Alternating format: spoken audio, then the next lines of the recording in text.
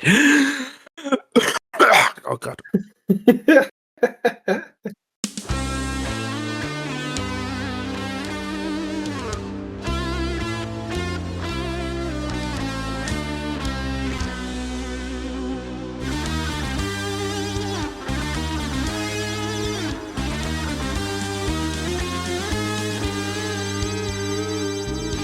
Welcome to another episode of the BritCaveBlitz with me, Smit, at SkyDaddySmit on Instagram and Instagram only, and my co-host.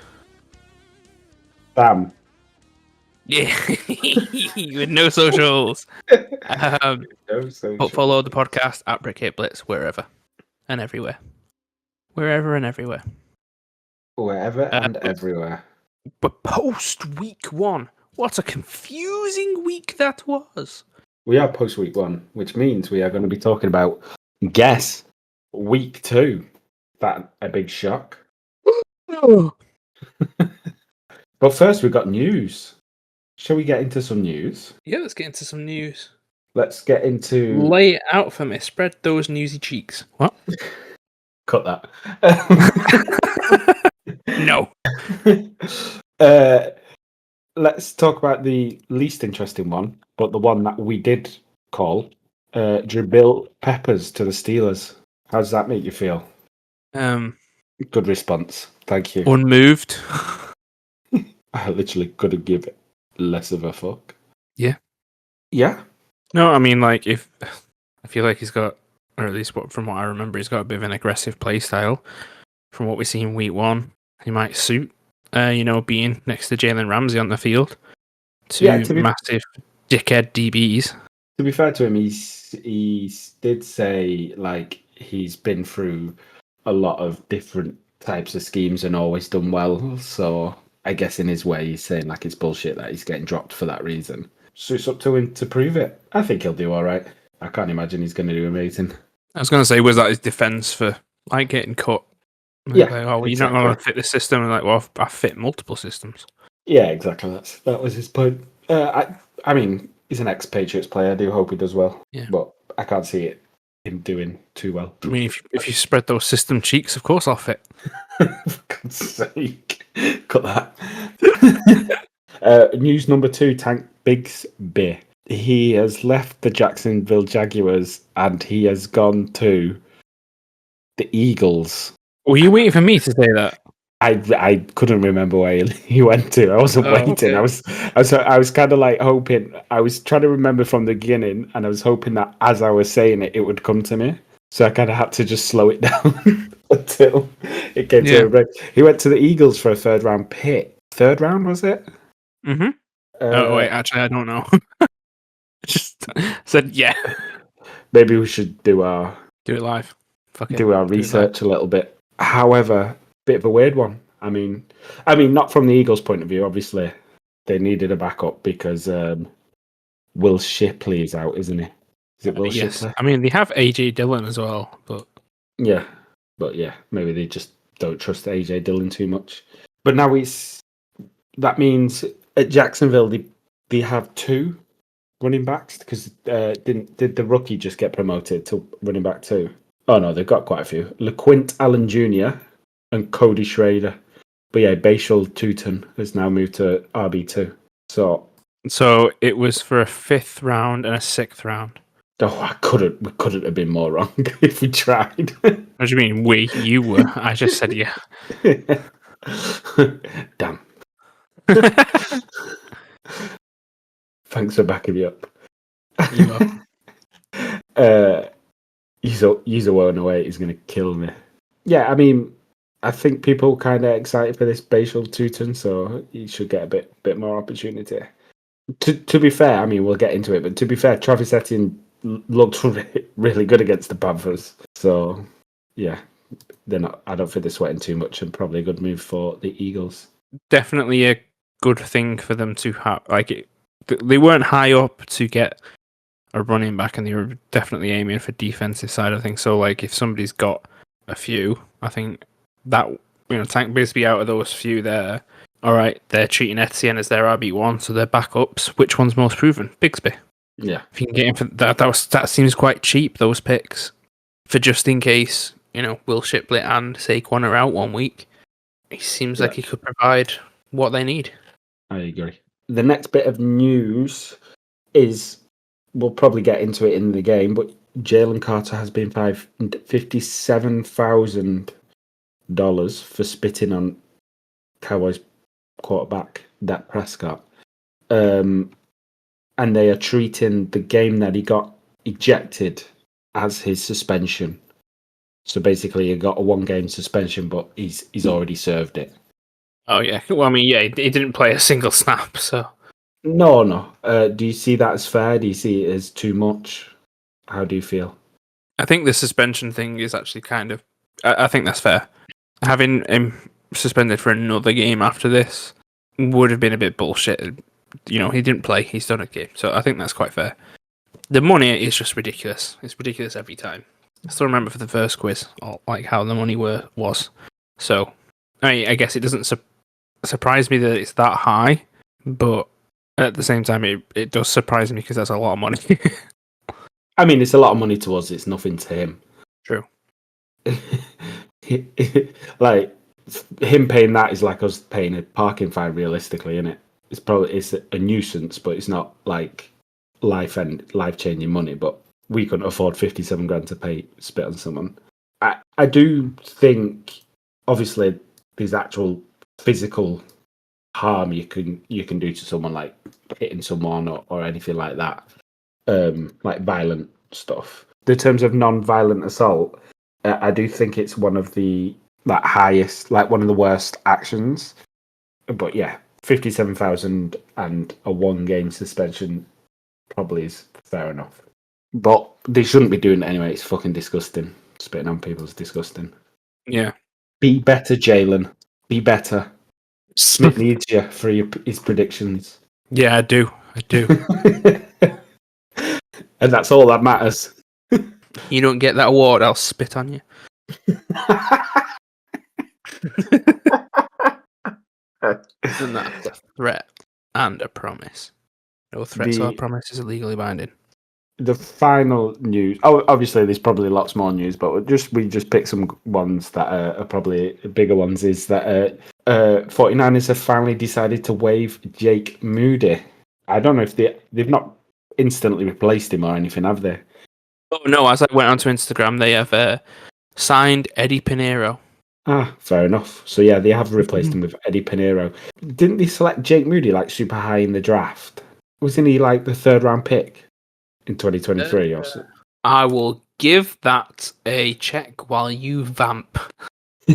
I do remember him being really, really high, obviously for a kicker, and he's not been in the league that long. This is like his 3rd year, but yeah, I mean, he missed 2 field goals attempts, wasn't it, against Seattle Seahawks? I think he had a doinker and also had one blocked, which isn't always his fault. But yeah, it seems to be a running trend at the minute with Jake Moody. He just doesn't seem to want to show up, so makes sense. They're probably playing a lot of money, considering he was a high draft pick for a kicker who can't kick. Yeah, so yeah, you're right. He was drafted in 2023, 3rd round, pick 99. His first year percentage was 84% completion. Yeah. Second year was 70.6, and then this year was 33.3 because he only made 1 out of 3. Yeah, I mean, he has really, really struggled. I remember his biggest, like the thing that people were lauding, like his rookie year, was he never missed, or he only missed 1 extra point, but I think he had the most in the NFL. I feel like that's something we talked about on the podcast, or something we made a comment on. Possibly. I think I don't know if I'm remembering right, but he possibly might have had the most completions of like 50 plus yards, something like that. Or it was like the longest streak of completions. I think it was the longest streak of completed extra points. It was something like, he definitely had the most extra points in the NFL in his rookie year, and I think they held on to that. And then, like you said, in 2024 he missed. I think it was something like for kickers over 40 yards, he was like way off the mark.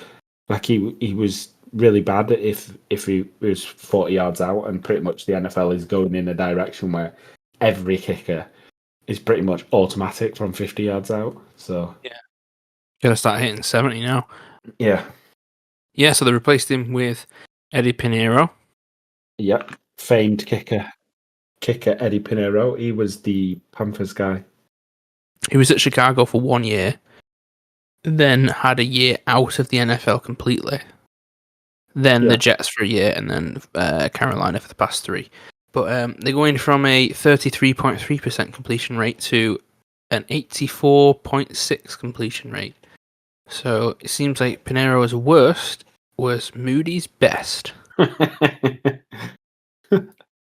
Yeah, they probably held on to him for a bit too long, but when you take a kicker in the 3rd round... Yeah, and this dude has a tackle stat. Jake Moody didn't have a tackle stat.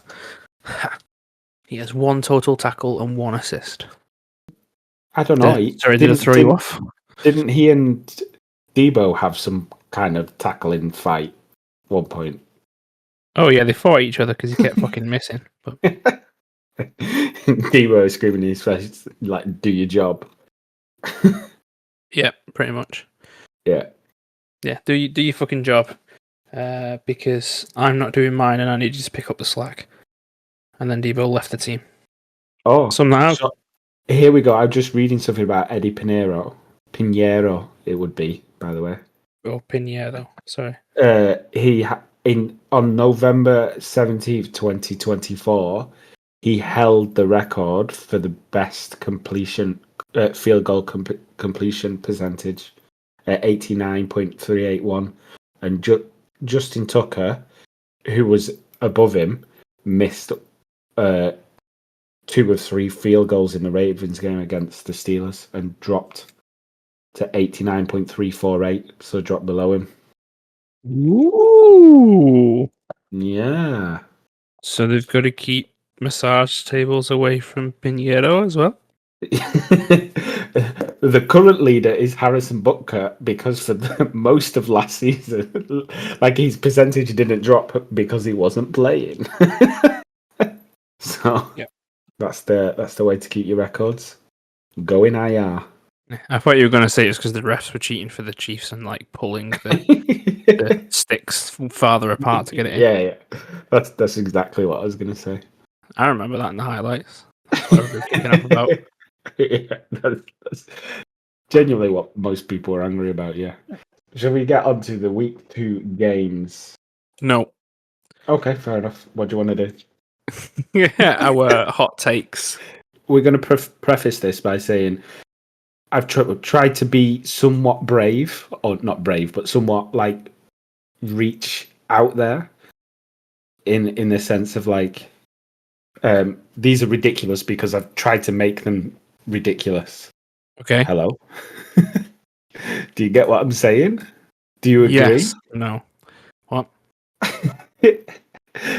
What I'm trying to say is, how am I trying to say this? It's like they're not necessarily hot takes. Like, they're not necessarily hot takes in the sense that I'm going to all of a sudden be like, I think Caleb Williams is better than Patrick Mahomes, because that's a ridiculous hot take. But I've also... that's just a lie.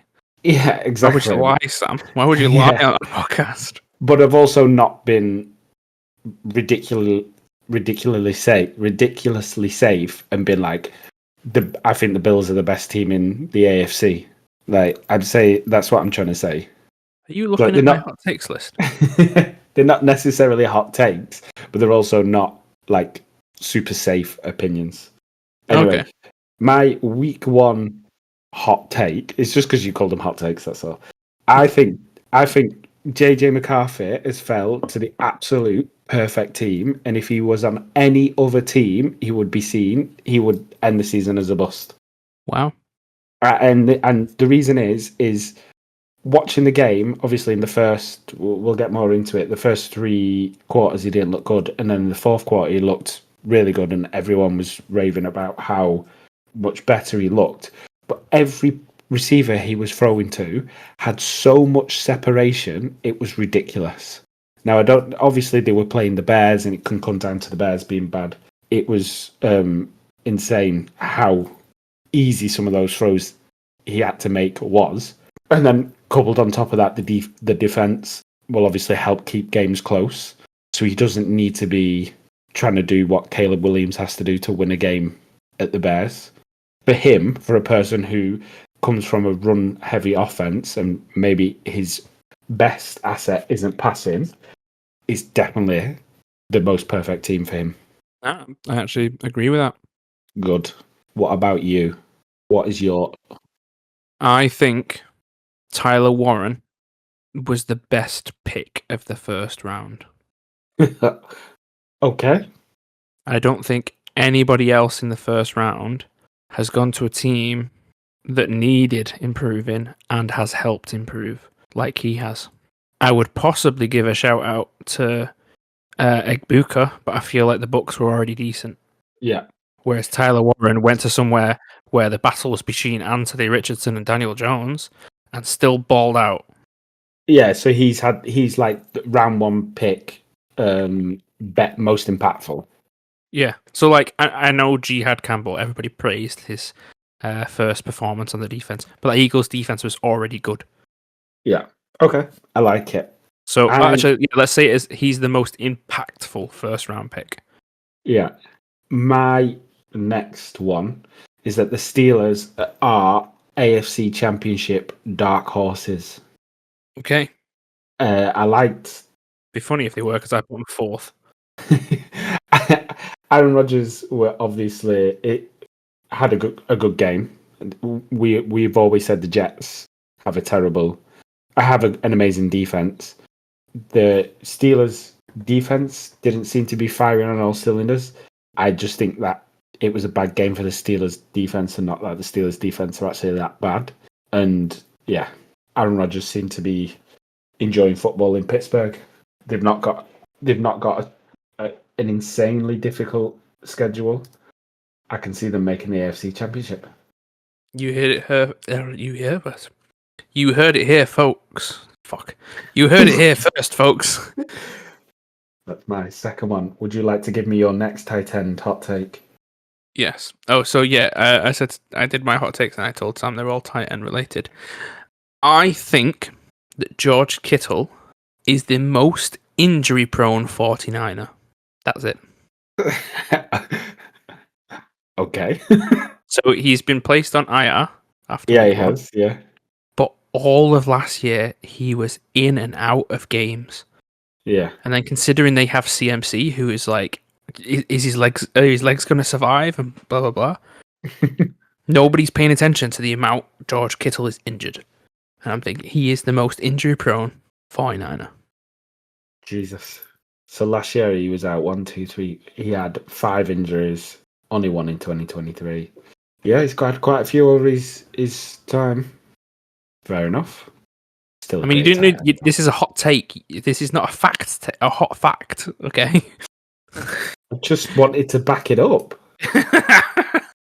My third and final hot take is kind of a prediction, and my third and final hot take is Tyreek Hill will be traded before week 9 for a second or third round pick. Why week 9? That's when the trade deadline, isn't it?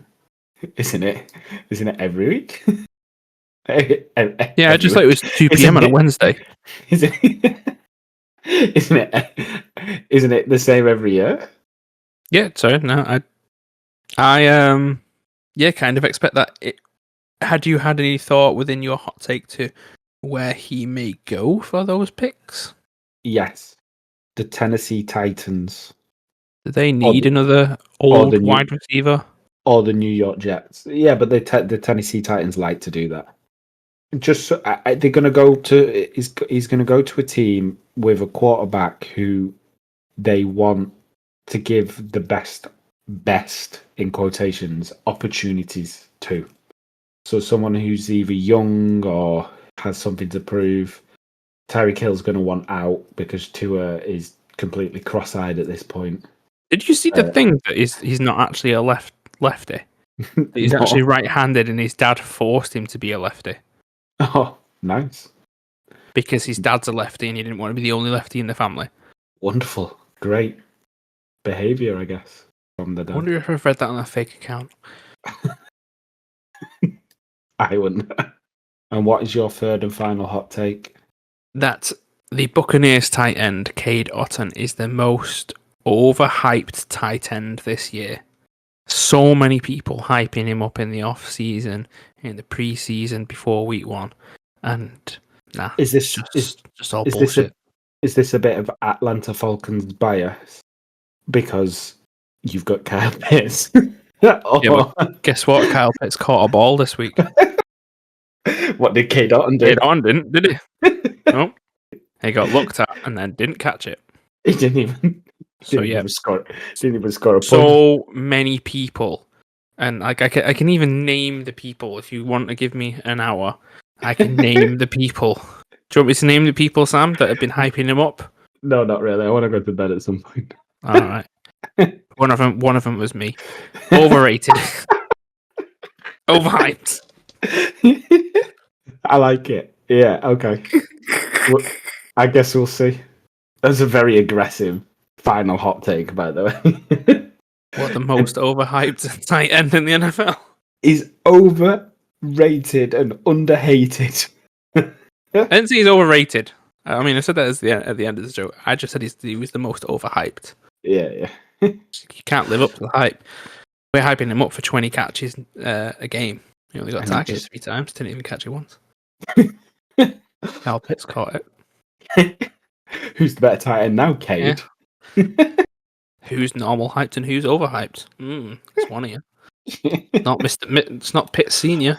It's the Argyle. What is it? Targets 8. Oh, he caught 7 times. Fucking hell. He caught over double the amounts you were targeted for 59 more yards than you.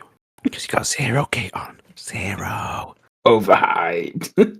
Overhyped. That concludes our hot takes. We definitely should have done that at the end.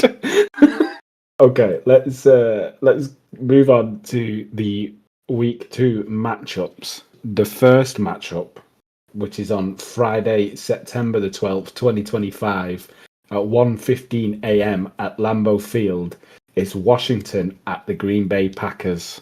Keep talking about it. What about you? Why are you not talking about it? Because I remembered I haven't set up the predictions yet, so I'm doing them. Okay. How do you feel about the games? I fell into the trap. I'm going to start off, and obviously we're going to talk about the game based on how we saw the last game. I want to start off by talking about Green Bay. They did look very good. They did look very good against the Lions. However, I do feel the Lions were extremely toothless in that game. Aiden Hutchinson really struggled. They seemed to think the only thing that they could do was hand the ball off to Jahmyr Gibbs. So I'm a little bit more hyped for the Green Bay Packers. I'm not quite extremely hyped. Micah Parsons obviously looked great. What I think he also did for that team was he elevated everyone else pretty much on that defense, especially in the front linebacker and defensive line. They were being able to get so much more space because obviously he had a lot of focus. And I sent the video to you. The video of his first sack for the Packers is one of the greatest sack videos of all time. The way he comes out of that crowd and just turns the corner, it's like a lion hunting his prey. It's insane. It's such a great clip. He moved like when you read a Wolverine comic and you imagine how Wolverine moves when he attacks things. Very violent and animalistic. Yeah, it was crazy. Just the way he just comes bouncing, flying out of that crowd, turns the corner and sprints after him. It's unbelievable. That's my thought on the Green Bay Packers. I do think they are a very, very good team. It doesn't mean I'm buying into the Jordan Love hype at the minute. The Washington Commanders obviously had a great year last year. They had a good game this year. Not as good as I probably would have expected Washington to do. But it has to be said, Deebo Samuel looks like 2 years ago Deebo Samuel. He was very good in this game. What are your thoughts? Similar thoughts. Yeah, loved Green Bay. Thought they played. I mean, considering we both were thinking despite the Lions' like lack of coaching, they'd still beat them. They're considering we thought that way about it. This was like a shock at how good they were. Yeah, I expected Mika to turn that defense around. He did that way more than I expected. The amount of times he was doubled, and I think at one point he was even triple teamed. Yeah, it was ridiculous what he's done for that team already. Yeah, they look very good. Commanders, I'm not gonna lie, I didn't notice Debo, but that could have been because we're at a place where red zone didn't seem to be working properly, and so I'll just give you his stats. He had 10 targets, 7 receptions, 77 yards, average of 11. He also had some rushing stats: 1 carry, 19 yards, in for a touchdown. nice. So yeah, that sounds like the Debo that everybody sort of like aims for and fantasizes about. Yeah, and the 77 yards on receiver obviously isn't huge, but he was the highest yards on the Commanders for receptions. Mm-hmm. So obviously a great game. That being said, they did play the Giants. That needs to be remembered. But yeah, they look very, very good. I do think this will be a very good game and a very good test for both teams, especially Jaden Daniels, to see where they both are at now. Yeah, I can't tell if like that lack of production was the Commanders playing bad, or that was because of this new Giants defense, like the defensive line with Abdul Carter and that everybody and that on it. It sort of halted the progression or stalled what the Commanders could usually do. I don't know if that was it was one team being bad or one team being good. You're right. When I said about they were playing the Giants, obviously I meant like they only won 21-6 and the Giants are a bad team. But at the end of the day, the Giants do have a good defense. So, I mean, technically, yeah. Daniels did have 300 yards. He did 233 passing and 68 rushing. So he did have 300 yards combined. So yeah, I guess it's probably the sacks that faulted him. One, I don't really think of the line as being a good, so he doesn't get sacked. But because of how mobile he is, you expect him to get away and run away for a first down anytime a sack gets close. So I guess that's what was most surprising about that game. One thing I do remember, and I've just seen, is they actually gave up 12 penalties for 89 yards, the Commanders. Jesus. Yeah, so they had total yards of 432 and gave back 89 of them in penalties. So there's probably a lot of the reason that they struggled to score. That's ridiculous. But yeah, seeing the sacks and the lack of points, because the Giants is a new good defense from what we saw of Green Bay last game, Jesus Christ, I feel like they're going to struggle so much more. Yeah.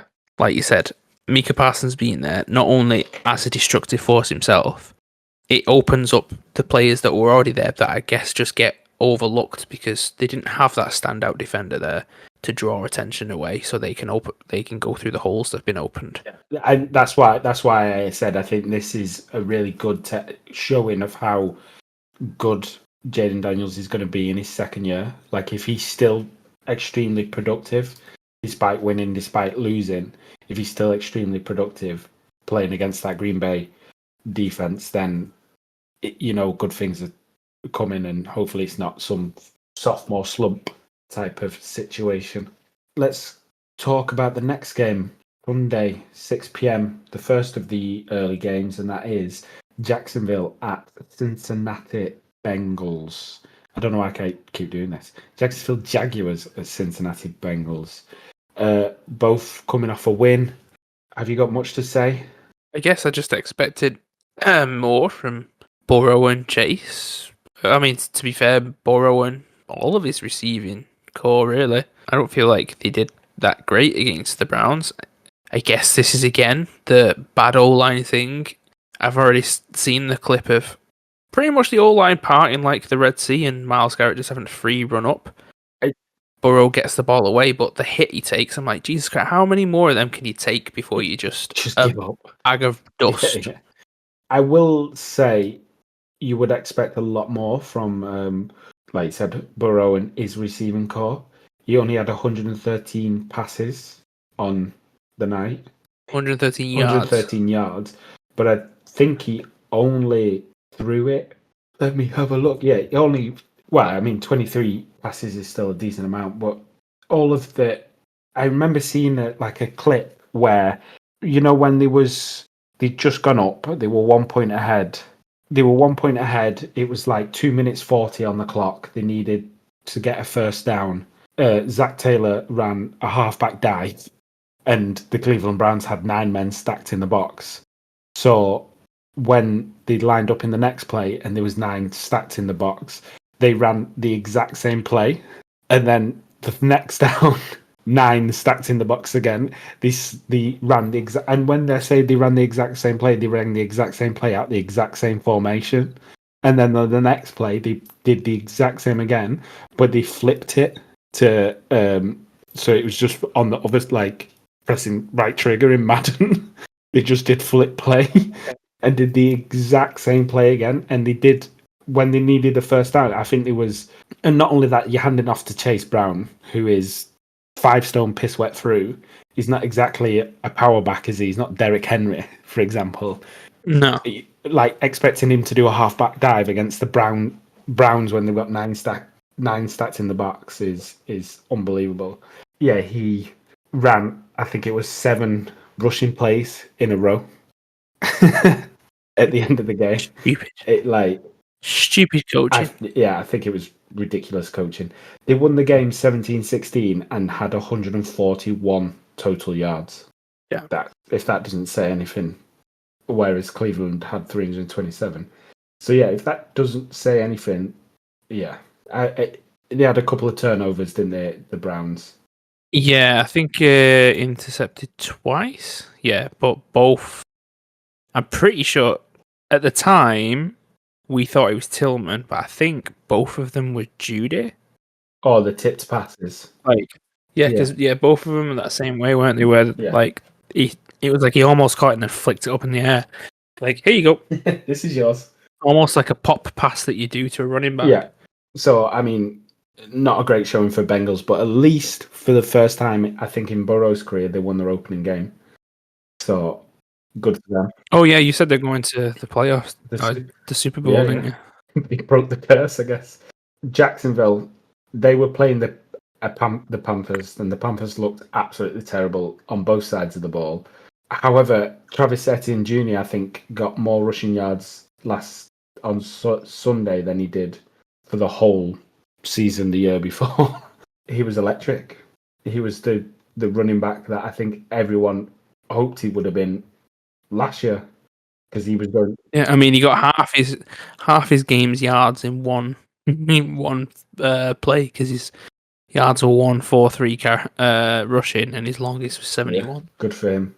Great game for him. 143 yards, averaging 9 yards per carry.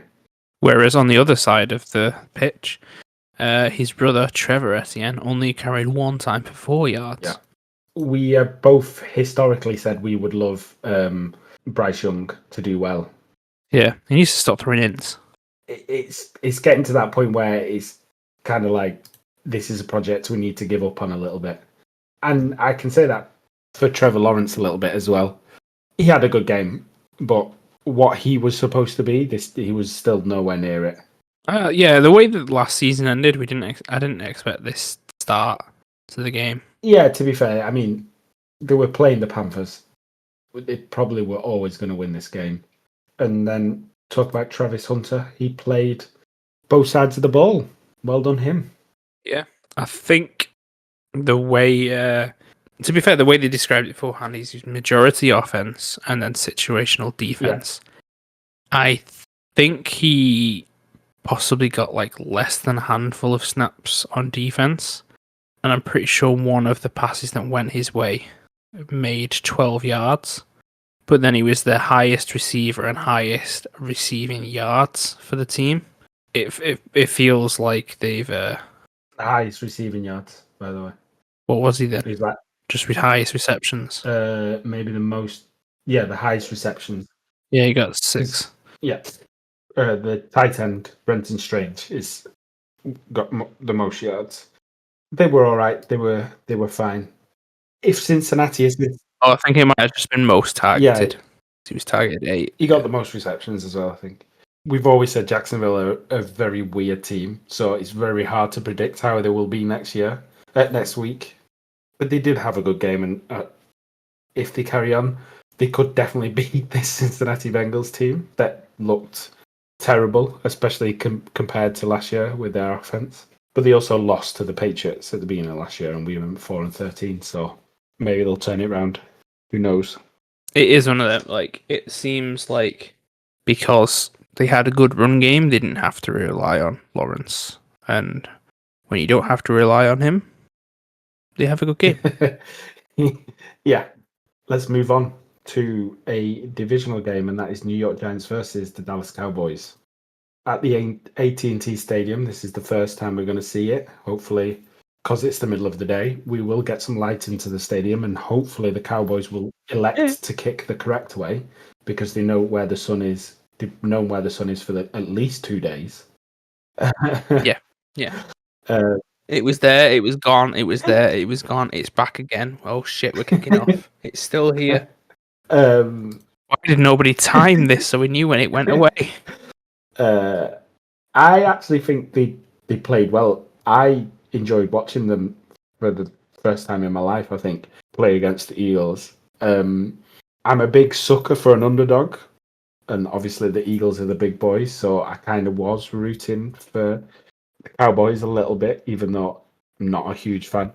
I absolutely, and we said it before. We've all said, we've both said that we're quite big fans of Dak Prescott. He just plays for the wrong team. Obviously, a couple of years ago, he had an amazing season, MVP. Yeah, I think he came second, didn't he? And then last year, injuries and stuff kind of stunted him, and he's still a great QB. The amount of respect, I know everyone is saying, "Oh, he spat first, and even if he spat first and he meant it, he didn't spit on a person.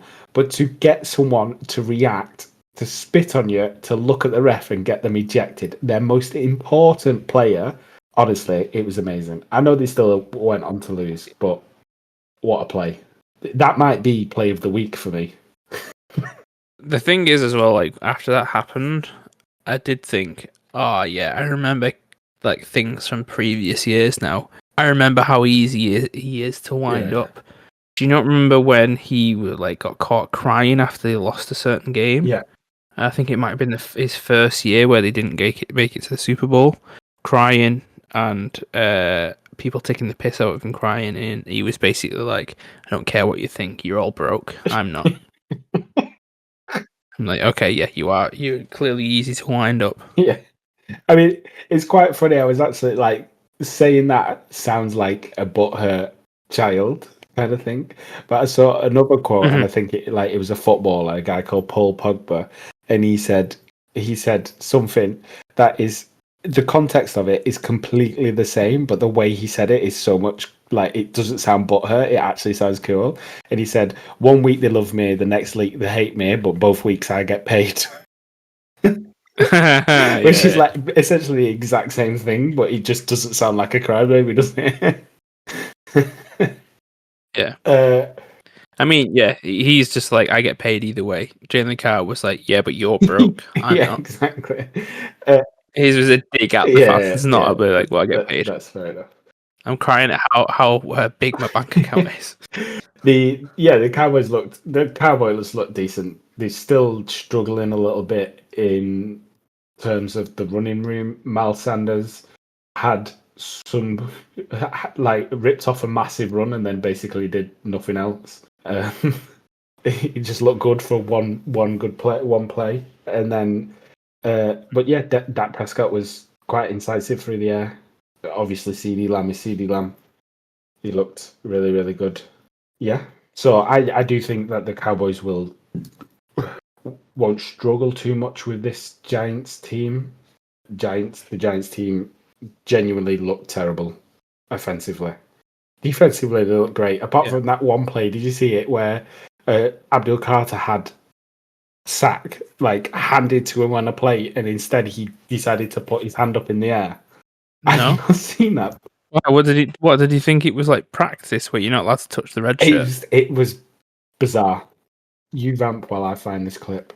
Oh, oh no, that's scattered, not vamping. Dallas, I'm not gonna lie, are a complete surprise to me this year. I would like to see more from the Giants in regards to, yes, I want to see more Scatterbo because I have him in fantasy. But also, I think he's an exciting player when he's on the field. People are excited to watch him. We want to watch more of him. Russell Wilson, I think you said on the night that, yeah, he's only going to last 4 weeks and then Jackson Dart's the starter. Or you may have even said, yeah, Jackson Dart's starter week 2. Yeah, I think I said it. Because Yeah. he didn't do great. Was it the dive that he did where he like expected to dive from the 5-yard line or something like that into the end zone and made it to the 3 or something? It's so funny. Yeah. I think, yeah, they've done okay, but you know, you can't really judge off pre-season because of the differences between the actual like starter team and the backups and stuff like that. But Jackson Dart seems to have it more together than Russell Wilson does. At least that's what the vibe. At least that's what's pre-season has projected. Yeah. I cannot find this clip, but I'll find it afterwards. I won't spend too much time doing it. Yeah, I agree that offense was terrible, especially when you consider like how good Malik Neighbors is. We'll get on to Daniel Jones, but he's had poor quarterback play last year and still put up numbers every week. Yeah, you'd think, and you can pretty much put it anywhere as long as it's within his reach. He's coming down with that ball, and Russell Wilson really, really struggled to do that. So yeah, it's going to be for the Giants to win games. It's going to rely heavily on their defense doing well, and I do believe their defense will do well. Their defense looked really good.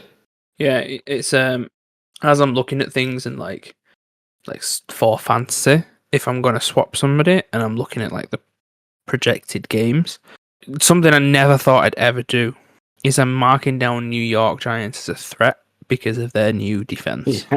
Yeah. Like this player might not do great that week because of the New York defense. See, like, hear that, Mitch? You know, I'm not just naming Dexter Lawrence this time. I'm saying the entire defense. The entire defense. Let's move on to the next game, and that is the Chicago Bears at the Detroit Lions. Another divisional game. Battle for third place in the division. Yeah, another divisional game for Detroit. And another one for the Bears. And Chicago. This is interesting. I thought Caleb Williams looked good. Like, he looked really good for the first quarter, first half, pretty much. He was making completions. And then something snapped. Well, I mean, he was pretty much only throwing flats and checkdowns. But, like, his accuracy is so bad. Like, when people talked about Josh Allen when he joined the league, and the conversation was always about his accuracy, it was like, he's an athlete, he's amazing, his accuracy is not that great, but when he learns to get his accuracy good, he will be the best quarterback, and we're kind of seeing that now. Caleb Williams' ability to escape is elite. Like, it's one of the best. I think it's one of the best that I've ever seen. His ability to escape a falling down pocket is unreal. But his accuracy is so much worse than that the stuff people were saying about Josh Allen. There was so many opportunities where he would have a wide receiver with 5 yards of separation, and he would just overthrow it. I feel like I'm not going to lie, a bit like myself.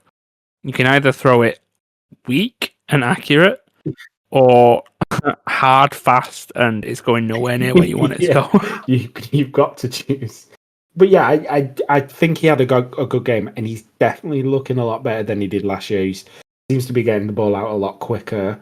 Like I said, his ability to escape the pocket is, I mean, like, unreal. It's great to watch. But yeah, I will say I can kind of recognize that moment in games now where it feels like, not that he's falling apart, but it's shifted. You know, he's gone from that player to almost like a panic now, and now he's overthinking things, type of thing. Like it's like at some point you see one of the pockets breaking down, and then all I hear in my head is the Anchorman scream of like, "Oh no, they're coming through the back door!" And then everything just breaks down, and it just continues to snowball from there. I agree. I was just thinking, like, I got lost in my own head just thinking about his poor ability to read defenses as well. Yeah, I mean, did you? I guess we'll get onto it later. Yes. The Bears. So this isn't about Caleb Williams. The Bears' defense, as far as I was concerned going into that game, wasn't going to be great because the amount of people they had injured. The Manning cast were watching this game. Yeah. And both Eli and Peyton both said, like, even Peyton was like, I was in the league for 18 years, and I thought that was man coverage, and they switched it to zone. So 100% JJ McCarthy thought that was man as well. So clearly the defense is schemed good, and that will probably be the thing that keeps them in games more than the offense. Until Caleb develops. Maybe it is about, like Josh, maybe he needs a few years, not a few weeks in the season. Yeah. But the defense seems to be playing very well. Yes, I agree. And their offensive line, the Bears' offensive line, is a lot better this year. They had a lot more clean pockets and stuff, and he had a lot more clean pockets and more time, all that kind of stuff. So I mean, it's looking up, but like you said, this is still going to be the battle for third. They are coming up to Detroit.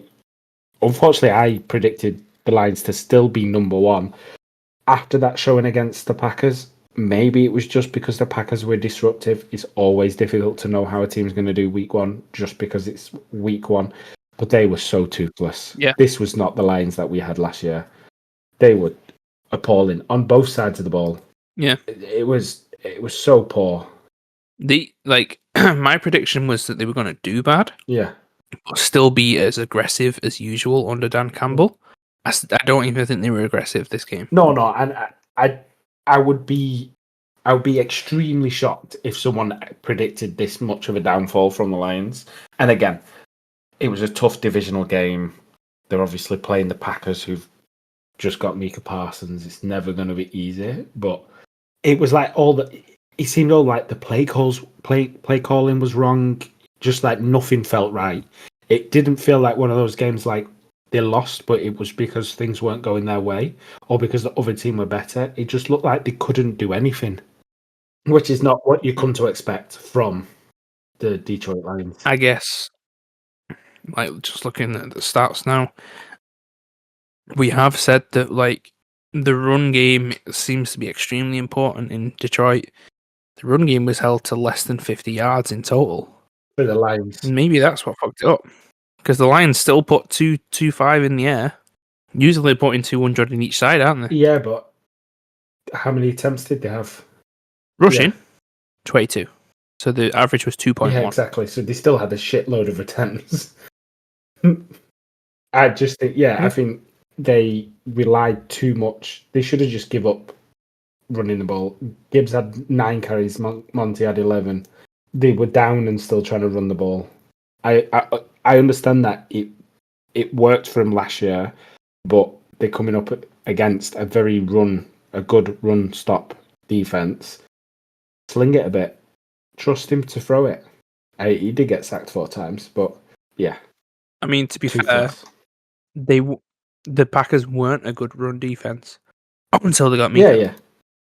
But as soon as you come up against a team with Micah, true. The Yeah, adaptation. you should know it. And then not only that, okay, maybe you think Mika's not going to make it that much of an impact and they're not going to be that great at run stop. As soon as you get to half time, you're like, shit, we cannot move the ball. Maybe we should try throwing it a bit more. I'm not saying that. I mean, Jared Goff still had 39 attempts, but if you're still going for 22 carries after only getting 46 yards, that's, to me, is crazy. No, understood. But toothless. Both sides of the ball, toothless. No sacks. Not a single sack. Oh, Yeah, 0 sacks and 2 tackles for losses, by the way. 1 pass defended. Insane. Terrible. I feel like, and Aiden Hutchinson, I know he had a terrible injury last year. It was quite possibly one of the worst players on that defense.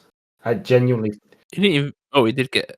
He got a QB hit, and that was it. And That's all that's recorded. Not a single I tackle. think because Jared Goff got an INT, Amon St. Brown got more tackles than he did in the whole game. Yeah, he did. Yeah, He got a I just remember seeing something like that. So there you go. That shows you how that team was. Insane. But yeah, it will be interesting to see what happens week 2 because there is no way in hell, even with the changes in coaching, I expected that much of a downfall in the Lions play. Yeah, I agree. It's not a prediction game, but who do you think could take that? I'm still gonna put my money on the Lions at the minute until they do maybe a couple of. If they have a bad run, I might find it hard, but right now, I would still put my money on the Lions. Okay. How about you? Yeah, I'm hoping that was we've got the dust off. Yeah. It's time to get back in the dirt. We're playing at home. Let's get back to biting off kneecaps and one arse cheek and that sort of stuff. So yeah, my hope is the Lions. Yeah. If I was to say that one team could improve faster than the other, I do think the way that Chicago played, it could be them. Detroit is having to do a turnaround where I think Chicago is already maybe gradual, but already going in the upwards direction. Do you get what I mean? I get you mean. Moving on. Los Angeles Rams at the Tennessee Titans. I don't think there's much to say apart from the Rams should win this game. They won. It wasn't a convincing win, but they won. Nakua had a great game. I think he had way over 100 yards. Stafford was back. He didn't look like he had a sore back. Kyron Williams was all right. All in all, a decent performance from their part. They only put up 14 points, which is not really like the Rams or the greatest show on earth or whatever they like to call themselves, or turf. Yeah. They're playing the Titans, who are fighting the Patriots to be the worst team in the NFL, I think, at the minute. Cam Ward was severely let down by his weapons this week. Yeah. Severely. That happened in preseason as well. The passes that he is able to throw, but they don't have the guys to make the catch or be in the right position, it's quite upsetting, to be honest, for a first round pick to go there. Yeah. And be like, this is what I've got to work with. Of course, I'm not going to win you anything this year. Of course, I'm not going to turn this around. No. I mean, he went 12 for 28, and I think those 16 passes were drops. Those 16 incompletions were drops. Genuinely, there wasn't many attempts that he made that were just misses. No, I mean he wasn't taking risks, but you don't want your rookie to be taking risks. It wasn't like deep balling it every play and stuff like that. Some of them were just like sideline throws that the Titans receiver was just straight up dropping. So yeah, terrible from those guys. And yeah, I think the Rams will pretty much run all over them. Yeah, I will say, our discussion we had about in Coleman, how there's those receivers that were taken with the personalities we like and we would like to succeed because of that. I think what I've been listening to and seeing about Cam Ward also makes me feel that way about him. Yeah. He said something like, my dad was getting up at 5 a.m. every day for a job that he hates. The least I can do is get up at 5 a.m. for a job that I love. Felt like you got to respect that type. Yeah. And he gives off the vibe of someone who is going to work really, really hard. Unfortunately, he has just to get the next number 1 pick next year. I was going to say, he's unfortunately has to work really, really hard for the Titans. But yeah, I agree with you. The Rams should take this easy. Yeah, that was a nice, easy one. Now we go on to possibly the most boring game of the week, unfortunately. That's the New England Patriots at the Miami Dolphins. I really want to be able to say that the Patriots should win this because Miami stink. Yeah. Also, this is our first prediction game this week, just so you're aware. The Dolphins absolutely stunk up the gaff. Yeah, they were trash on both so sides. Terrible. Like I said, on both sides of the ball, it was appalling. Tua is blind. He was so bad they had to bring Zach Wilson in. Sorry, Super Bowl winning Zach Wilson. There was only one exciting play for them, from what I remember, and it was Achan. He had a fairly decent run where I think he broke a couple of tackles. Apart from that, awful, terrible. Tyreek Hill was crying at one point, I think. Terrible from them. And then they get to play the Patriots, who, for me personally, the one redeeming factor is Kayshon Boutte was great. I don't see how he couldn't be our wide receiver one. Obviously, you love the Boutte? Absolutely love the Boutte. He doesn't have the greatest yak capability, but he was always right where Drake May needed him to be. Diggs had a decent game. Obviously, he's our wide receiver one, but I don't see why Kayshon Boutte can't be wide receiver one. Genuinely think. I mean, looking at the stats, two things I forgot about this. One, Drake May completed a pass to himself for 2 yards. Yeah, where he batted it up. It was weird because I saw it deflect, and then I saw him running with the ball, and I was like, "What the hell happened there?" And you was like, "Yeah, you thought he just faked the pass." I thought, yeah, that was it. I thought he faked the pass, and then you just went, "Oh yeah, he just caught his own pass." But you said it so casually, like no big deal.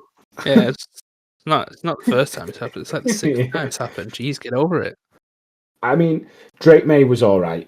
He got 287 yards. He threw it a lot, which I like. Yeah, I was gonna say I don't. That was for what we expected of this team with fucking head coach Vrabel at the helm. I genuinely thought they would have ran it a lot more, but yeah, 46 attempts. Seems insane to me. I do like it. I do like it because it needs to give. It'll help give Drake May a bit of confidence, hopefully. But yeah, maybe run it a bit more next time, lads, please. I'm being overly critical when I say like this might be the most boring game because obviously it's my team, and I was kind of hoping that they would be better. My issue is we allowed Geno Smith to get 360 plus yards on defense. The defense was supposed to be our strong point. The only he set a franchise record, didn't he? The only person who looked somewhat decent was it Christian Ellis? I can't remember now. That's how. Christian Ellis was your highest tacker, but you had Harold Landry getting 2.5. Oh yeah, that was it. Harold Landry. Yeah, I'm trying to forget the game as much as I can because I had so much hopes that we'd made a lot of improvements and we still looked very similar to how we were last year. But we'll see. The reason I think we've obviously got McDaniels back and he's a great offensive coach. He needs to remember that Drake May isn't Tom Brady. I think the main reason that we went for 46 attempts is because he's still trying to do some Tom Brady style offense where it's like, we're going to get you 5 yards at a time. Like, yeah, I think we need to try and open the field up a bit more, let him throw it deep sometimes. It might end up in an interception, worst case, but Drake May isn't capable of playing that same style as Tom Brady, where it's like a drive is 18 passes, all going 5 yards, 5 yards, 5 yards. You want your quarterback to be protected. He didn't run much, which is nice to see, but he also has great legs. So it's also not nice to see. The running wasn't the problem, May. The problem was you going head first. Yeah, exactly. He's trying to run people over. I want to believe we can turn it round. I really, really, really do want to believe we can turn it round. But we just didn't look amazing. But at least we didn't look worse than the Dolphins. That's all I'll say. Maybe this is how Dolphins look terrible. Maybe this is how we get a win on the board. Yeah, I mean, he got. It seems like you got an easy week too. Predictions. I'm going to go with the Patriots. Yep. I'll also go Pats with that. I'm not gonna lie. Bro. Let's move on, and we will go to the 49ers at the New Orleans Saints. The 49ers had a win, the Saints had a loss. Look, I'm not gonna lie, I'm like my quickest summary here, both teams were fucking terrible. That's what I was gonna say. And then the better of both teams has injuries now. So this is going to be the worst game of the week. They both looked terrible, I agree. I do agree with you there. They both weren't great. Very uneventful games. They did well the 49ers did well to beat the Seahawks. No, we're not talking about the Seahawks. Their defense looked decent. I think that's why they were able to hold the Seahawks to 13 points. I don't think it's the only reason, but like I said, we're not talking about the Seahawks. Christian McCaffrey looked maybe not as good as he once was, but didn't look like he's just come off 14 ACL tears or however many it was. Yeah, it didn't look like it didn't look like he was coming back and playing it slow. Yeah, to preserve himself for the season. Obviously, Ricky Pearsall was, I think this is the best game he's had since he got drafted. Yeah, he was very good. He was a very good deep threat. But again, when we talk about the Seahawks, I'll get more into it. But I agree. I just thought it was funny hearing him scream every time he saw that bullet coming at him. Sorry, the ball. But like I said, George Kittle is now injured. Yeah. Oh, I think Purdy took a bit of an injury as well. I don't think he's out, but I think he's took a bit of a knock. It might have been, I think it was his hand. Yeah. So they could start quarterback. They could be even. Yeah, it'll be the great Mac Jones. Oh God, no. So yeah, this is definitely the worst game of the week. Mac Jones versus fucking Spencer Rattler. Ugh. I do think that the 49ers are fortunate that they're going to be playing the Saints. If the Titans are the worst, then the Saints are the second worst. I don't even think. No, the Saints are worse than the Titans. Yeah, I know, because they get. At least Cam Ward can make those throws. That's a good point. You raise a good point, but the Saints do have Alvin Kamara. So. Yeah, forget about it. He's not the face of the franchise. Saints don't have one. So yeah, exactly. The Saints don't have a face of the franchise. They weren't great, were they? Do you have much to say about them? No, I believe I've said what needs to be said, what is accurate, what is factual, also opinionated. I think I've covered all the bases. Heavily opinionated. They did get a few sacks, I believe, on Kyler Murray. Now, whether that's a knock on the Arizona Cardinals offensive line or whether they actually have a decent defense, we'll see. I guess when they play the 49ers. Decent defenders, but yeah, I think this is more down to because when we spoke to Nathan, the issues that he said a big issue is the O-line, and that's what he feels like they should have concentrated more on in the draft. Yeah, but like you said, there was kind of holes everywhere. From what I saw, they seem to have got their cornerback Will Johnson as an absolute steal. He just absolutely rocked this game. Are you the only thing with him is about the Cardinals? Yes. Stop it. Because we're talking about the Saints and the 49ers. Yeah, I know. We'll talk about them when we get to them. Okay. I was just talking about I was talking about the Saints defense, and then it led to that. Exactly. Give it a rest. Sorry, I spiraled. You can't talk about the Saints for that long. That's the problem. Yeah, I know. I instantly said one thing and went, here's the Saints, but here's more about the other team. I don't want to talk about the Saints. We'll get to them soon. We can talk about them soon, because I do have some stuff to say about Will Johnson. So that brings us on to the Buffalo Bills at the New York Jets. Obviously, the Jets played the Steelers. The Bills played the Ravens. when we went to where we went on Sunday, the focus game was the Jets v the Steelers, so we actually saw a lot of that game, didn't we?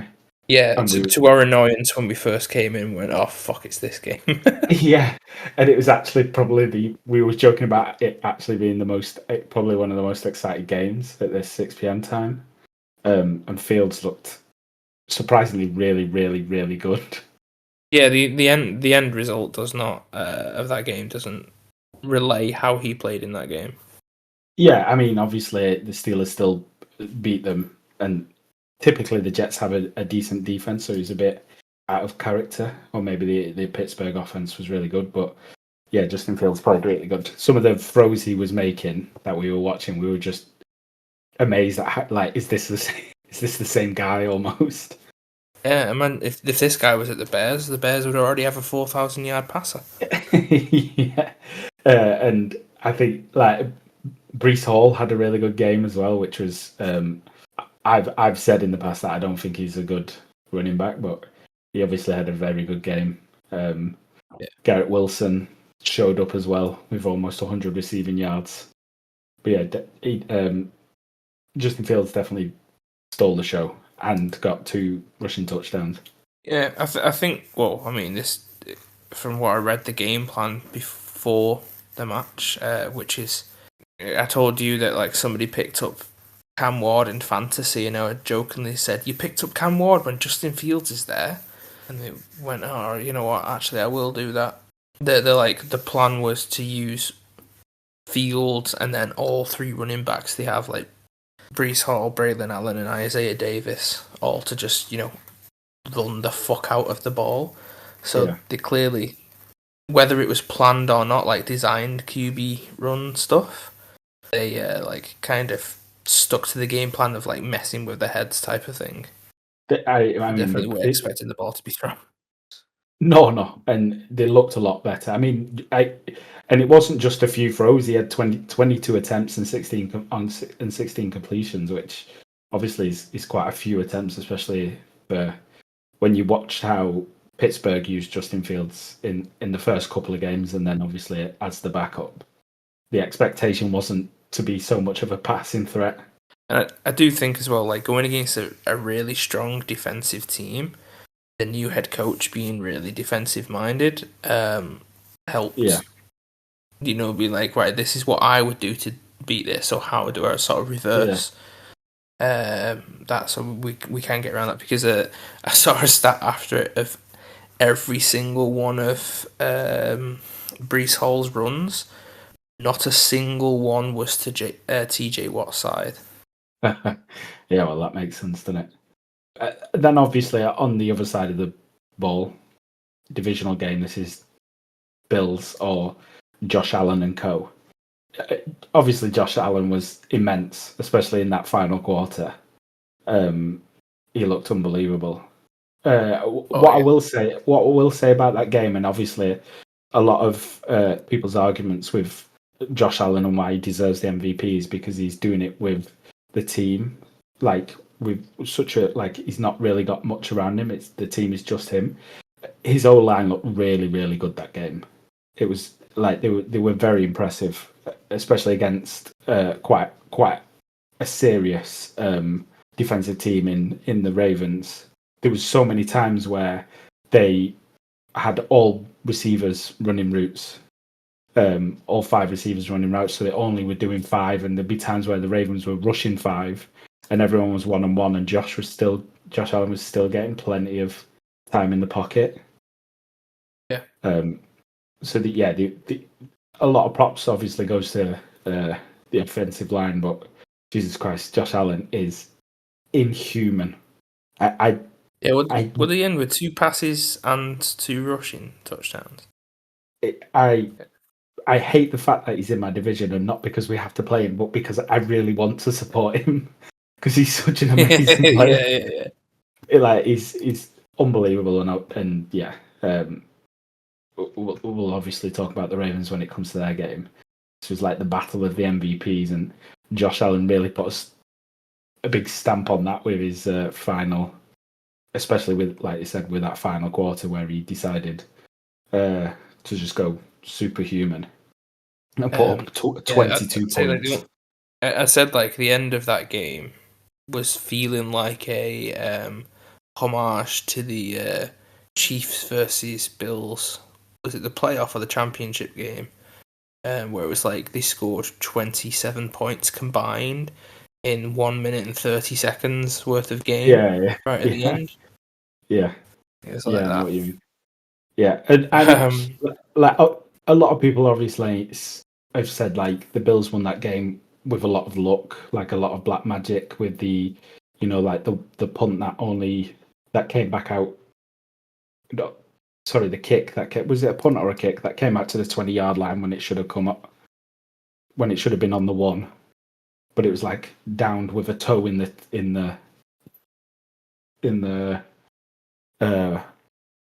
end zone. And then the deflected catch from Keon Coleman. Obviously, the punt or kick, I can't remember what it was I think it was a punt, is a little bit of luck. I agree. But what I don't like people calling like they saying like the deflected or the tipped catch is luck. If it was a deflected a tipped interception, no one would be calling that luck. It would be straight up skill and play, and talent. They would be like, oh, well, he's schemed that right, so they're playing all zones and they can be available in case the ball gets tipped, type of thing. Yeah, exactly. And the person was like had so much concentration to be able to watch that and catch it. But like Keon Coleman isn't getting any props similar to that, even though it was a ridiculous play on his part to be able to catch that ball for a touchdown. Obviously, it's lucky in the sense that it got tipped, but how many times is a pass tipped and no one's there to catch it?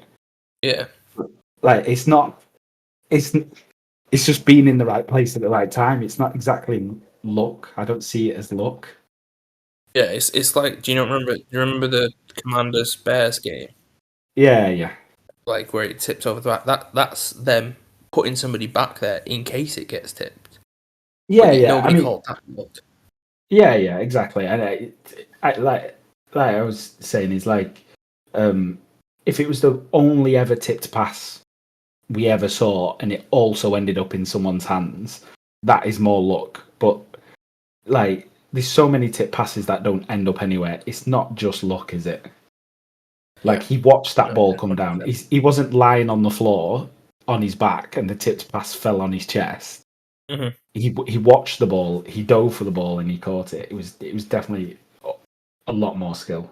And if you watch the play as it develops, he starts to actually run to the other end of the end zone, but sees Josh scrambling and goes that way. So that was him, like, in the keeping the play alive thing. On the other side of the ball, obviously, they were playing the Ravens. The defense didn't look as good as it was last year, the Bills' defense. Obviously, if your quarterback's putting up 41 points, you maybe don't need to be that good. But it could be a thing if they were playing one of the best offenses in the league. So obviously they're going to put up 40 points. 100%. It all that came down to was they played a game against a team that ended up in those final moments just being better than them. The amount of memes that I saw of like Lamar Jackson giving Derrick Henry hate because Henry didn't pull his weight, or like because he fumble the ball once or twice? He fumbled the ball. Because he fumbled somebody the ball punched once. it out. Yeah, he fumbled it once. Yeah. It's like that's not true. It's not like Derrick Henry did nothing. It's not like he was a bust that game or anything. There was just two amazing teams. One was better. That's it.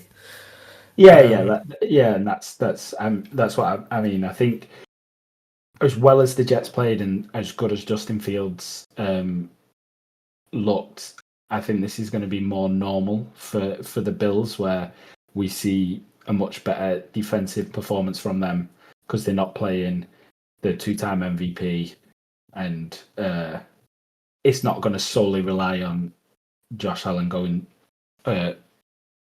And then, like, in regards to this game coming up against the Jets as well. See, I still always think, and I still do think the Jets are a good defensive side. It's one of them. The Steelers aren't that great offensively, but were still able to put the points up. I don't think the Bills are going to struggle. I think the line won't be able to put as much pressure on as the Ravens did. Yeah. The only thing that it's not that I'm worried about it. I just know that like last year, Sauce Gardner didn't have a great year. Like I think he was still a good cornerback. He just wasn't like that standout lockdown corner type thing. And then he played this one. Metcalf was, like the main target every time. If he was throwing to an actual wide receiver, I think he held him to one catch when he was in his zone. I think he covered Metcalf for 30 out of 33 of his snaps or something like that. And during those snaps, he kept him to one catch for minimal yardage type thing. So I think he's determined to make this a year to prove himself again. So that could just be an area that, like, if he's covering Keon, that shuts down Keon for this entire game. So he's going to rely more on the run game and actually Josh Allen using his legs and the other wide receivers that they've got. I do still see the Bills winning this game. I can't see there being some form of an upset. I think it's going to be very difficult to keep them out of the end zone like it was last year. Some news though though, have improved. And I just kind of want to get your opinion on it. Obviously, having Glenn being the new head coach, they have apparently waived Xavier Gibson. So he returned a kick or a punt, and he basically got tripped up, went down to the ground, and then he basically, whilst still rolling on the ground, just did the thing where he let go of the ball to get up and walk away as if the play was finished. Yeah. But then somebody had to dive on it because the whistle hadn't been blown or something. Yeah. And Aaron Glenn was just like, look, these mistakes can't be made, we're not tolerating it. And they released him. Yeah, so I mean, I know what play you're on about. It was basically, they're saying it cost them the game. Fine margins in the NFL, innit? Yeah, I mean, they have a full 53-man roster and then a practice squad of people ready to, step up to the plate type thing. So I get it. Yeah, I think he said after the game, he said something along the lines is like, if you're going to do something that causes us to lose games and cause issues, that'll get addressed. I mean, I don't think the expectation was for him to get fucking cut. Yeah, he's obviously trying to instill a very serious, what's the word I'm looking for? I mean, it's still a serious mentality, yeah. Yeah, exactly. Like he wants people who are going to understand that. I mean, he obviously did mean a lot to the Jets, so I don't think they had any plans of making him an actual wide receiver. He was probably just going to take kick return reps just to not put that load on some of the people who are actually going to play wide receiver. And yeah, I think he was just fast and agile, so good returns. Can't give all the ball though, so unfortunately, you're gone. All right. Yeah, that brings us on to the next game, which is Seattle Seahawks at the Pittsburgh Steelers. Obviously, the Seahawks had played the 49ers and they unfortunately lost, and the Steelers played the Jets, the team we just talked about, and they won. Start with the Seahawks, I guess, considering they were the losing team. I was going to say start with the Steelers since we were already technically kind of talking about them. Okay, sure. I think the Steelers had a really good game. Obviously, Jalen Ramsey always loves showing up in a debut game for a team and looks like he's finally back and he's the best player on that team. Whether he'll keep that up or not is yet to be seen. Aaron Rodgers had a very good game. He threw 4 touchdowns. That's always going to be classed as a very good game. DK Metcalf was decent. Probably, we were joking, he's probably one of the least agile people in the league. He's very, very fast. But it was really funny when we saw that play where he just ran out of bounds. It was like, because that's just because he can't turn. Yeah. which was great. Yeah, it like sometimes you see him and you're like, that guy can't scratch his own back. Yeah, they didn't do too well on the rushing side of things. I think they maybe need to try and up that if they want to continue at this pace. They still were playing the Jets, unfortunately, even though we said the Jets look good. I think they fumble. Did the running backs fumble it twice? So yeah. I'll have a double check. But It's definitely something they have to work on. And we've always said like the Steelers have one of the best defenses in the league, despite not really getting to the quarterback much. Or I think they only got to the quarterback once. They still ended up with quite a few tackles for losses and that kind of stuff, and they'll become good. So yeah. I said it at the top of the show with my predictions. I think these are AFC Championship dark horses, especially if Aaron Rodgers can keep playing the same way. Yeah, I think the issue with the Steelers, as usual, and it was this one, is just the O-line's not the greatest. Like, obviously, Rodgers took 4 sacks. But then, yeah, you mentioned about the running backs. Yeah, both. I would say backup running backs. The rookie Caleb Johnson and Kenneth Gainwell both fumbled each. And Jalen Warren.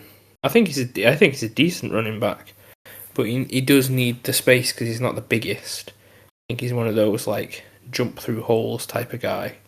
Yeah. He only averaged 3.4 yards on 11 carries. Yeah, I think the good thing about Aaron Rodgers and them not having the best O-line is he obviously has immense pocket presence. He's really good at avoiding a sack, but his release is so fast that there's probably not so much pressure on being an amazing O-line. So if they can get the defense clicking like it should be, I can see them doing really well this season. And I can definitely see them beating the team they're playing, who is the Seahawks. Yeah, they didn't have a great showing, really, did they? Like, I get that if you think of the 49ers, you think of them as a great team. But I like recently, the amount of injuries and stuff that they've had, I think they should have really been able to take advantage of that, and they just can't seem to be able to. Yeah. I think the passing game was okay, but the running game was really lacking. Yeah, I mean, Charbonnet wasn't... It didn't look like the same kind of player he was last year. Obviously, Smith and Jigba had a great game, 124 yards. Sam Darnold, it just didn't look like the same player, and is that because he wasn't playing with the same supporting cast, who obviously a very, very good supporting cast? They also fumbled the ball quite a few times as well. I think one of the fumbles from Sam Darnold is basically what sealed the game, wasn't it? Yeah, yes, they had 1 from him and then 2 from Smith and Jigba. Yeah, so... But they only lost 1 from him. Yeah, so obviously it's not gonna...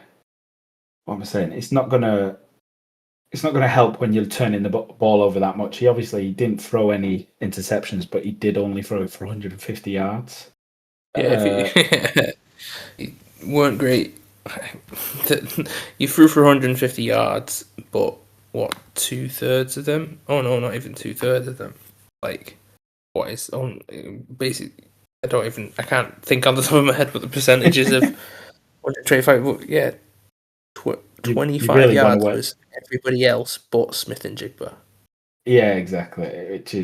Which is crazy. Maybe it was because Cup was more covered this game. I didn't really see it that way. But maybe if it swaps to now Njigba being more covered, then Cup will have a similar kind of game. But yeah, I think it might be a long old season for the Seahawks fans this year. Yeah, one thing I've just noticed that I don't remember seeing in the game at all. On the rushing stats, Jalen Milroe, their rookie QB backup, has a carry for a yard. So did they line up with 2 QBs at one point? No, they probably came on because Sam Darnold got hurt or something. I don't remember seeing it as well. Because he didn't throw a single pass. He just did that one carry. Maybe it was like you say, it was right at the end or something like that. Yeah, I'll have a look what he did. Yeah, considering how I feel the 49ers have like sort of degraded over the past year, either due to injuries or people leaving and stuff like that, and now that the Seahawks are going against what I would possibly say for an average, like the past few years has been, I'd say the best average defense in the entire NFL. Yeah, or averagely the best defense in the entire NFL. I think they're gonna struggle. Yeah, I do think again it's another team that's struggling with O-line. Yeah, they're definitely going to struggle with this game. I would like to see Sam Darnold have a much better game. He was obviously great last year, and hopefully he can kind of come back to that. But yeah, the Pittsburgh team look like they've definitely solidified in places they needed to solidify in, and could end up. Well, I mean, I do think they're going to win this game. Yeah, as much as I don't want it to be that way, I do think, Steelers have this on lock. The final game of the early window is the Cleveland Browns at the Baltimore Ravens. Cleveland Browns lost to the Bengals. The Ravens also lost to the Bills, both of them by 1 point. However, that doesn't mean these teams are anywhere near close to each other. And realistically, this should be a very easy game for the Ravens. From my point of view, obviously it's all funny, like Ravens choke the game away, serial chokers, everything like that. And it's pretty much what happened. Yeah, well, if the Ravens choked the game away, the Browns threw the game away. Yeah, they still look really good. The game away.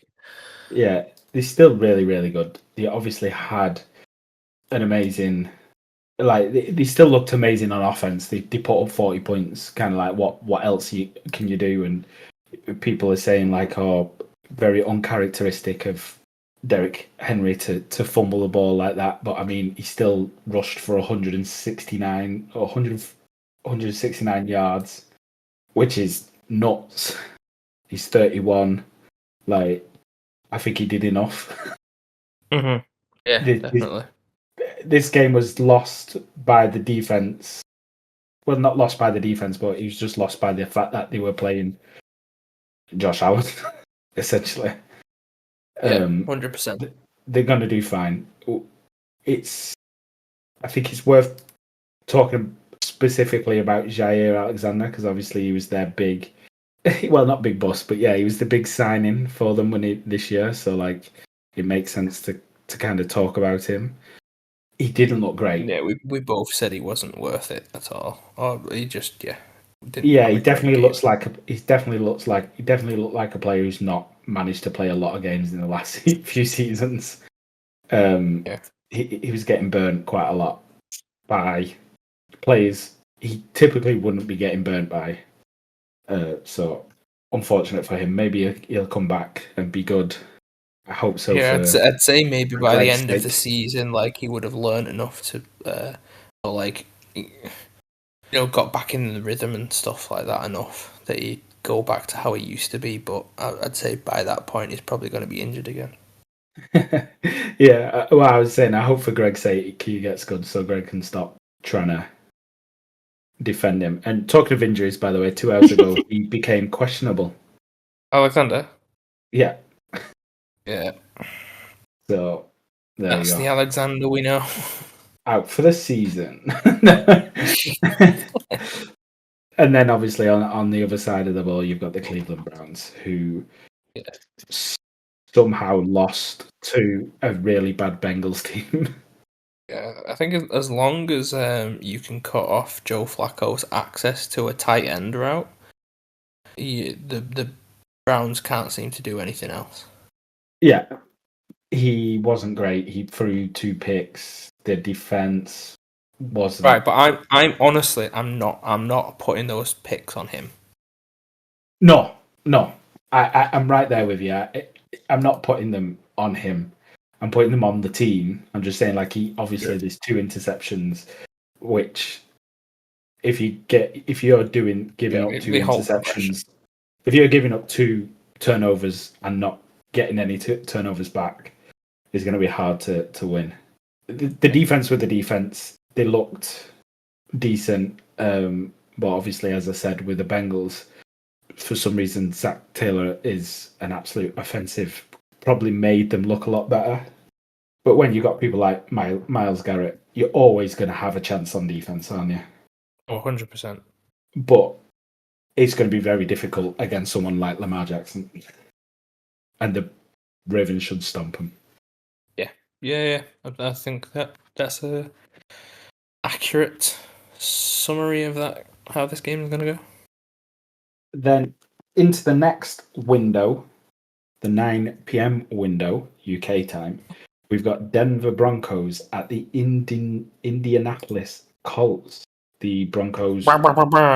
Prediction game. Wow. The Broncos obviously beat the Titans, and the Colts destroyed and humiliated the Dolphins. Shall we kick it off talking about the Broncos, and then we can glaze Daniel Jones afterwards? Yeah, sure. I think the Broncos played okay. The defense was definitely their highlight. Bo Nix had a kind of meh game. Yeah, quite average. I agree. Yeah. Did he throw 2 picks as well? He did, yeah. RJ Harvey looks great. Really good. Obviously, I think they're still going to stick with J.K. Dobbins because... get contract length out of him. Well, yeah, and what's his face? Why can't I remember his name? The head coach of the Broncos. Sean Payton? Sean Payton. He likes to rely on a veteran back. So I think they're still going to give it to J.K. Dobbins a lot. But to have your second running back, who is probably going to take more carries when the other defense is tired, rip off 50-yard runs in that first ever game as a rookie is it's looking good for you, really, isn't it? Oh yeah, 100%. I think the Broncos right now are hard to predict. I think the past couple of seasons, really, probably since the Wilson trade. Yeah, I think because of the Wilson trade, especially on the podcast, we paid attention to him a bit more. That I feel like they've kind of had a Bengals-esque season most seasons. They start off quite poor, and then towards the mid to end of the season, they're a powerhouse type team, especially on defense. Yeah, I mean, I think was it that first Wilson year where they had like the 30th ranked defense or something, and then they ended up being ranked 3rd or 2nd by the end of the year?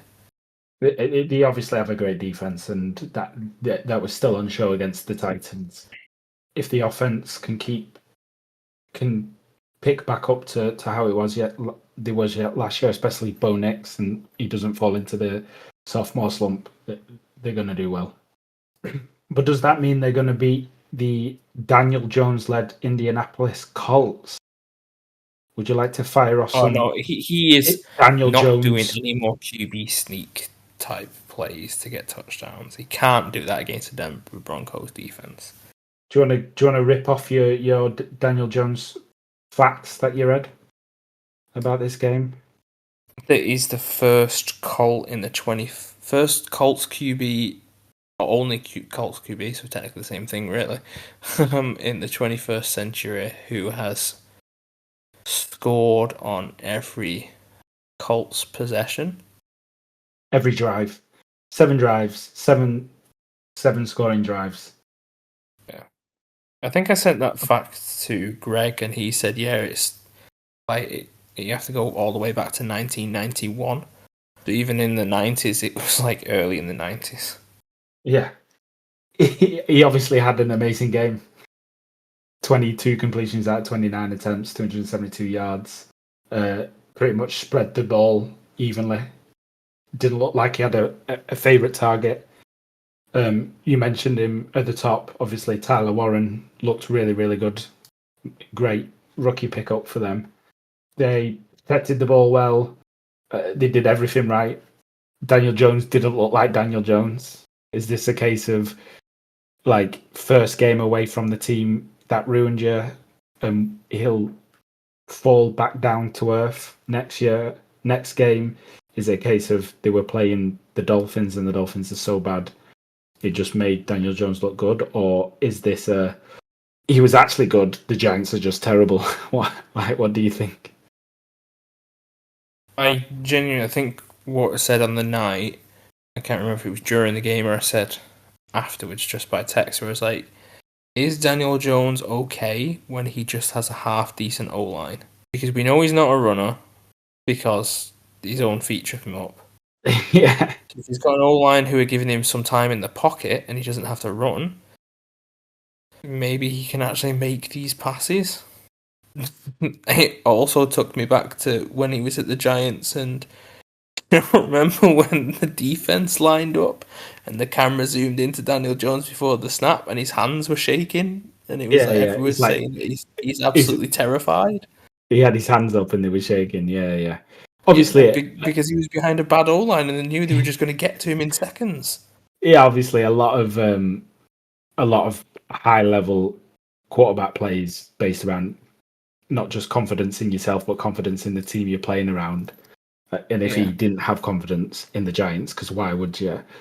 And I guess as well, like that one season he did really well at the Giants, or at least the Giants did really well, was the year that Saquon was back healthy for the entire year.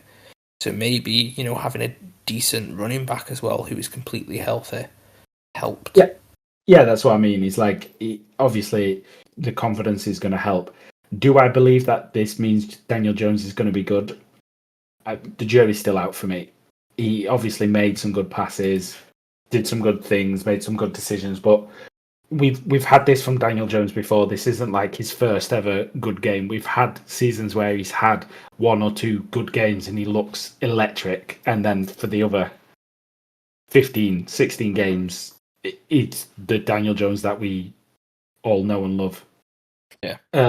And they also played the Dolphins, who looked absolutely appalling. They were absolute gash. So, you said this is a prediction game?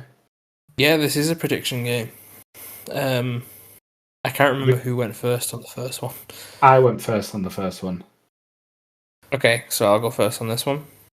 I genuinely think this is going to be a wild game, and because they're at home, and because I believe in certain members of their defense, I'm actually going to go Colts for this one.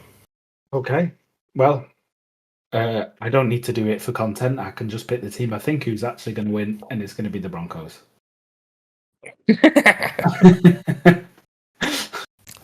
Fair. I mean, I would. I would definitely, like, if this was just a quick, who are you going to go for? I would probably pick the Broncos, but I just have this sneaky suspicion, and I kind of want to go with that gut feeling right now. Yeah, there's like a scratch that needs itching, and it can only be itched by picking the Colts in a game that they're probably going to lose. Yeah, 100%. I will regret this in the morning and want to re-record my own voice. But... yeah, when you listen back to it when you're editing, you're like, "Is that actually what I said?" Yeah. Is there a way I can change this? Cool Broncos. Let's move on to the next game. Let's go to what I'm predicting to be second worst behind the New England Patriots at the Miami Dolphins, the Carolina Panthers at the Arizona Cardinals. The Panthers obviously lost because they're bad. The Cardinals obviously won because they were playing a bad team. How do you see this game going down? What are your thoughts and feelings on the Carolina Panthers coming up? The Cardinals are going to win this. The Panthers did terrible last game. Like as much hope as we both actively discussed, we would like Bryce Young to do well. It doesn't feel like it's going to be that year. Like what we saw at the tail end of last year doesn't look like it's going to be replicated, as far as I can tell. At least not until like the second half of this season. And even then, we'll probably get to the halfway point and be like, yeah, it's not happening this year, type of thing. I really enjoyed watching the Cardinals rookie cornerback absolutely shut down the best wide receiver that the Saints had. And, you know, given what Carolina have as a passing game with their quarterback and the receivers they've got, I don't think that there'll be any problem for him again. No, I mean, to bounce off what you said, I think the Bryce Young experiment is coming to an end. Unfortunately, he was wildly inaccurate. Obviously, their wide receiver one is still a rookie, but he's a good rookie, or at least shown signs that he's a good, or if not great, rookie in college, and is very capable of catching a ball. Was wildly inaccurate. The rushing game just wasn't there. Their O-line just wasn't there. Defensively, they just still didn't look amazing. There's not too many redeeming qualities in this team.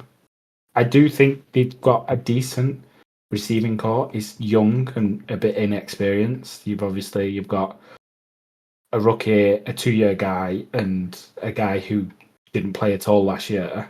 So it's not the best situation.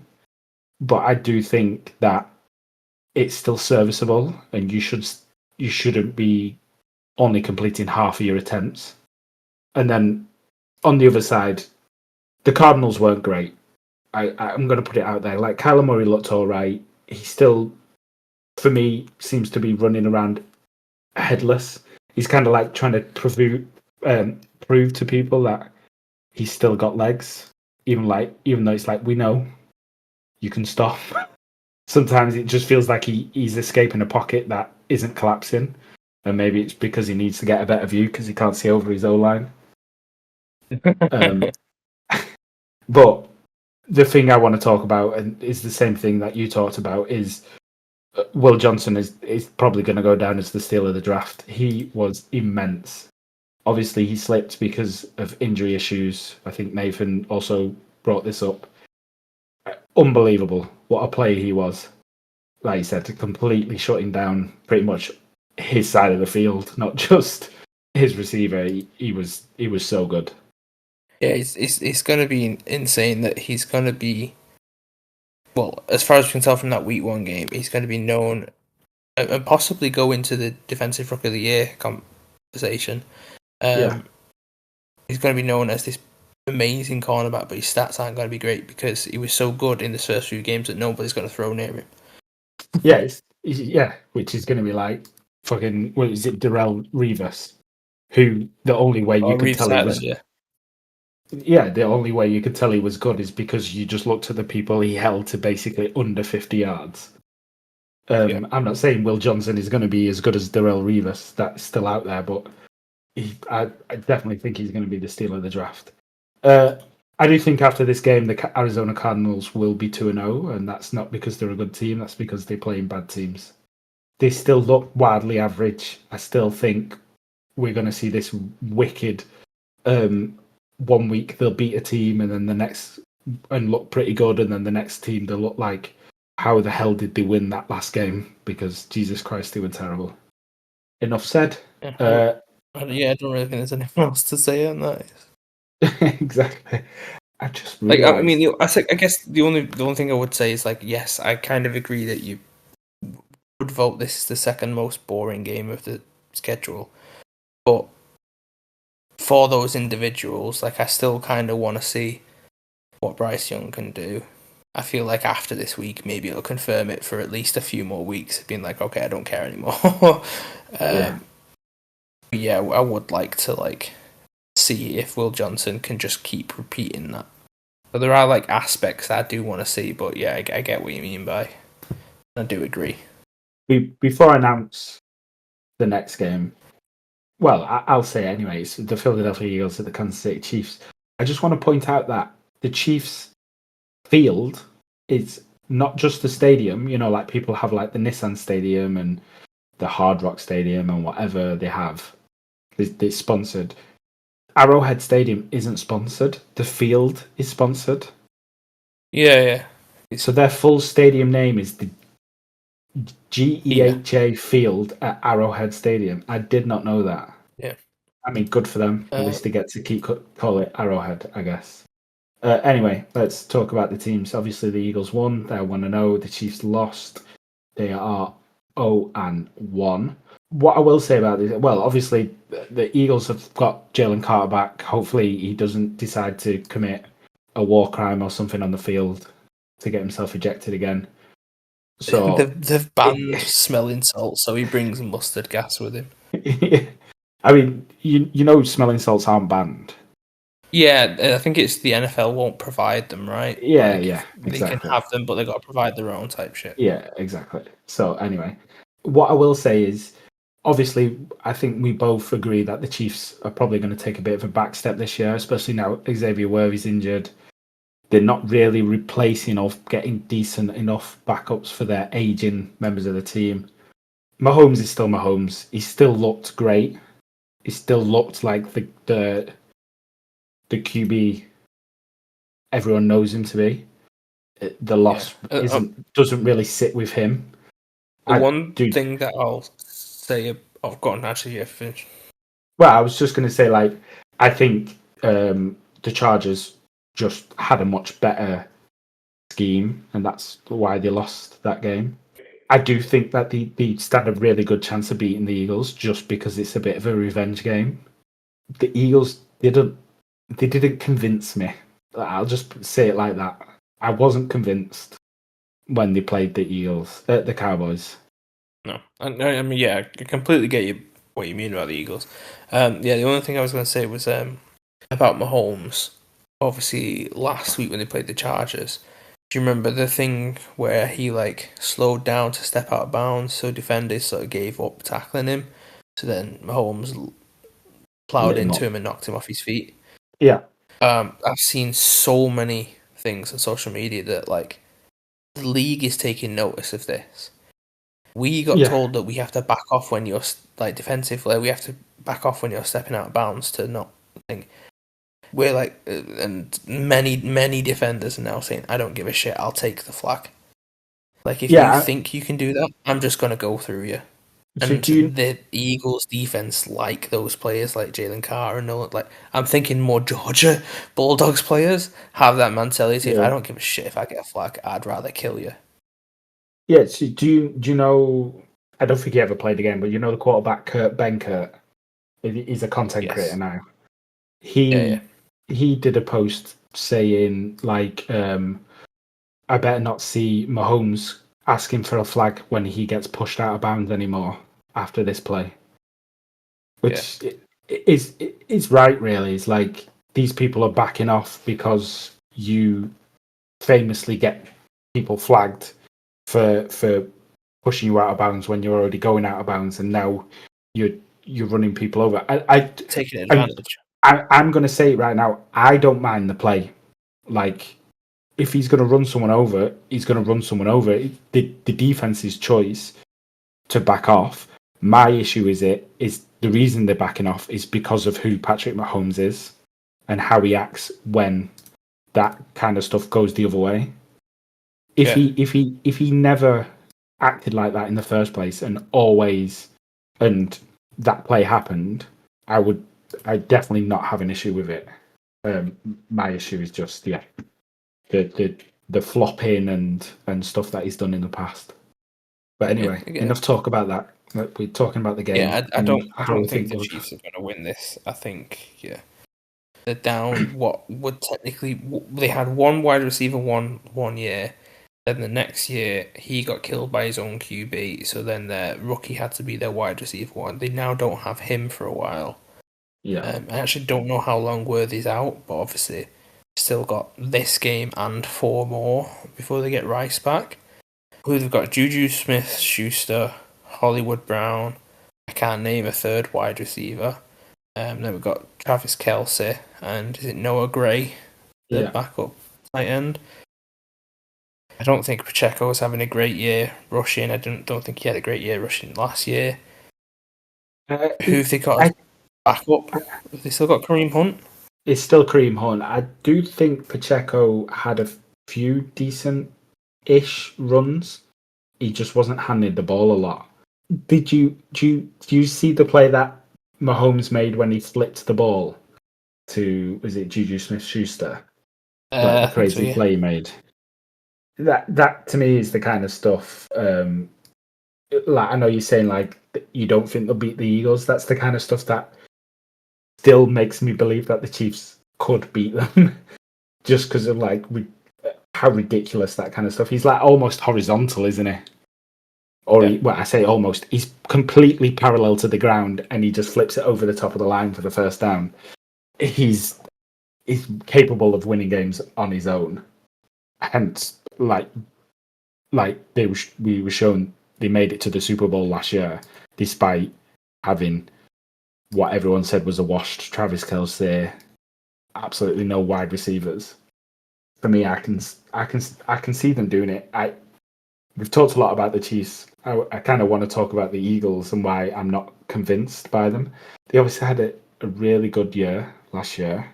Yeah, I don't have an answer for how you feel, but I kind of get how you're feeling and understand what you mean.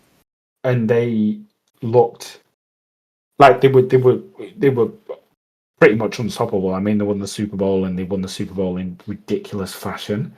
It kind of just felt like they were playing at 80%. It was really weird. Like, obviously, is it the beginning of last year? AJ Brown had that big thing where he was saying he needs to be targeted more, and it seemed like he was falling out with the team. And it kind of feels it's a weird way to say it, but it kind of feels like Jalen Hurts he's going a bit like, fine, I'll do it myself, when he doesn't really need to be doing that. Oh yeah. I've seen a few jokey things about that, like not these selfish, just that. Yeah, I don't see it as selfish. I see it more as of like at the first opportunity he gets to be able to do it himself, he's going to do it himself. Mm-hmm. Like if he looks up and his first read is covered, he knows he's got the ability to make up the difference himself, so he's just going to do it himself anyway. Saquon Barkley obviously didn't have the most productive game, but that he had a couple of those last year, and he could end up with 250 yards next week. He's not gone backwards, has he? Well, I don't think he has. Oh no. And there was a while that he was off for Will Shipley to play. I don't know if like he'd knocked something, so he was being like looked at and evaluated to continue the game type of thing, or it was just sort of we'll split the reps for the first game of the season, so we're not like absolutely piling it on one person and possibly risking more injury type thing. Yeah, but yeah, I'm not fully convinced. Like this, if I watch this game alone, just this Eagles and Cowboys game, like I knew what football was, but I didn't know any of the results of last year. And you said to me like the Eagles won the Super Bowl last year. I'd be like, how? Okay, yeah, I get. like obviously the Cowboys. I think the Cowboys played well defensively, played well without Micah Parsons, but I just don't know that. Like I wasn't completely convinced that the Eagles were a Super Bowl defending team, so I can still see the Chiefs beating them. I mean, yeah, I was gonna say like one of the things that I think were good about the Eagles last year was the like backfield was pretty much in most places a lockdown area with most people. We didn't see that last week. CeeDee Lamb still got over 100 yards, and he's clearly Dak's main target. So if you were gonna be covering him, you wouldn't just have one man on him, or you would have one man and a zone just in case type of thing.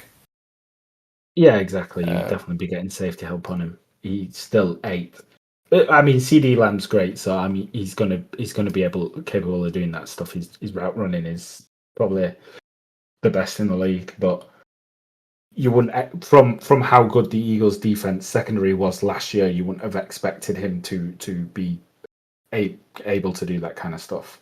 No, not at all. And like you've got to remember, is like Jalen Hurts. He went for 152 yards in the night, but one of them, like a third of those yards, was from one play. Like I think it was to Jahan Dotson. Yeah. The one play that I thought was AJ Brown, but it wasn't. Yeah, I remember. Just not fully convinced. And we'll see how this goes. We're still early on in the season, and they might be going the Chiefs route, and it's like we're just doing enough. Like we know we're good enough. We're going to keep ourselves hidden, and then when it comes to playoffs, we'll be a different team. Yeah. But look at that. Isn't prediction games? We don't have to predict it, but I do get what you mean completely. Yeah. Next game. This is the late night game, and it is your boys, Atlanta Falcons, at the Minnesota Vikings. I've actually been looking forward to talking about this one. To be fair, I'll let you start talking about Atlanta Falcons if you wish. I mean, last week I started this conversation really hyped up about how the Bucks are going to get their ass kicked and stuff, and you just want to formally apologise. Yeah. I would like to say nothing I say on any of these, regardless of nothing's legally binding, so leave me alone, please. Come on, I don't know. Give me your thoughts on your team. The faith was lost a little bit. I'm not gonna lie. I'm concerned now that Drake London has a bit of a. Well, I mean, he's questionable with an injury. I don't know if it's going to keep him out of this game, but if it does, I think that really lessens the chances. Darnell Mooney, as far as I'm aware, he changed to healthy today, and then 20 minutes later went back down to questionable. I don't know what the fuck that was. Then, I don't know if he played fantasy or something, but he's like determination to try and make Kyle Pitts as good as possible. He took him 1-1 overall. I think both sides of the ball were okay. There's definitely room for improvement. I definitely think you've had an overall improvement from last year. I think we're going to be a good team this year, but I just think it's going to be one of them where there's other teams who have made a bigger leap. I don't know if Minnesota have made that leap. Maybe we can take advantage of JJ McCarthy being the rookie, because as far as I'm aware, watching that last game, he was a completely different quarterback each quarter. Yeah, this is why I was excited to talk about was unfortunately not about your team. It was about the Vikings. The Falcons. You obviously you had a chance to take it to overtime, but Younghoe Koo has become not as great as he once was. I was literally just reading. In the past 10 games, he's made 11 of 22, so he sits perfectly at 50%. Yeah, I'm pretty sure I told you that in the car ride home, that you were like, since changing however he kicks, he's dropped from like 90-something% completion rate to 50. Yeah. You could now. I'm already angry. You could have won this game. I do think Michael Penix Jr. is good. Do I think he can become elite? I'm not sure. He had a good game. I do find it a bit weird sometimes when the person with the most yards on your team is your running back. Receiving yards on your team is your running back. But it is Bijan Robinson at the end of the day, and he's obviously great receiving and rushing. Yeah, this is just a place out to put a running back on there. Pretend you're gonna pass, so like they either drop back to give the running back some space, or they just apply pressure to try and stop the pass, and you just do a little tip pass over the thing, almost like a screen play, but without the extra blockers. Yeah, That's just how I saw them do that. I just thought that's exactly what we're going to do a shit ton this year as well. Yeah, exactly. You obviously tried to run it a lot, didn't have a lot of success there. But Tampa Bay's a good run stop defense, so it does make sense. You definitely made improvements. I wouldn't say all is lost just because you lost this game. You could be, like you said, there is definitely places you can improve in, but I think in the places you were the worst in last year, you've definitely made huge steps forward. I want to say thank you, but I'm scared. So, obviously, I said I was excited to talk about this game. I was excited to talk about Vikings and mainly JJ McCarthy. Just obviously the first half, he just looked terrible. He looked like, why the hell did the Vikings pick him so high?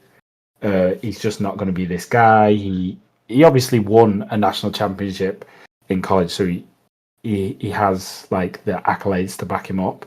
It was kind of like he clearly needs a coach who's going to scheme the offense around him to hide his poorer qualities.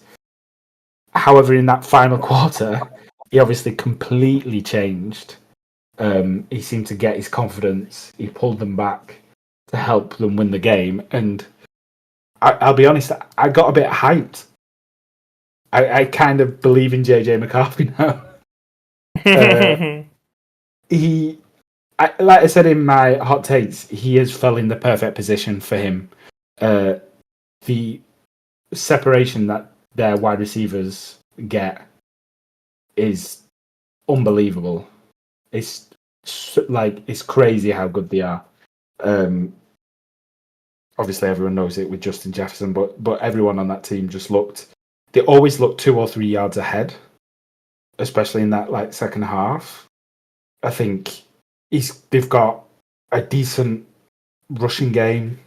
JJ McCarthy, obviously very good on the feet. We saw that in the game. The offensive line is great. The defense is immense. They're really, really good on defense, so they're going to keep the game close. I think he genuinely fell in the perfect position for a quarterback, and especially a quarterback of his, I want to say, reputation, because I don't want to say I'm not a big college football watcher, so I don't want to say that I know that he's this type of quarterback, but obviously his reputation is he's not got a great deep ball threat. His reputation is he just hands the ball off to a running back. Yeah, exactly, and fair enough. Maybe that's what the scheme was, but yeah, if any team is going to help him develop as a passer, I think the Vikings is the best place for him to do it. And the Vikings are looking. Obviously, I'm still, like I said, I bought into the hype off of one quarter, but they're looking very scary from that one quarter. If it's took him those 3 quarters to kind of develop more of a chemistry in a game type of thing, hopefully that translates and moves to the next game. Even if it takes 2 quarters instead of 3 quarters this time, that's an improvement. Yeah, and it seems like all of the players who play for the Vikings on the offensive side of the ball really back JJ McCarthy and say his leadership qualities are immense. He's basically got all the boys rallying around him, and they've got nothing but good things to say about him, especially when you consider it. People these compliments are coming from people like Aaron Jones, who is how many years in the league, a super veteran at this point, innit? To be getting those type of leadership compliments from people like Aaron Jones obviously shows that he clearly is a very, very good leader of a team. So yeah. I mean, when he said the quote, I was like, that kind of sounds weird, but when he explained when I actually watched the clip of him saying it, I was like, okay, I get what you mean now. Oh yeah, Like, where he was like, he says something like, "Would you rather where be would you? anywhere else?" Yeah, and I was like, what, is he just like already forgot about the game? And they were like, have you got any holiday plans type thing? Yeah. And then he was explaining like, okay, yeah, I get you. You've fought your entire life to be here. Of course, you want to be here, type thing.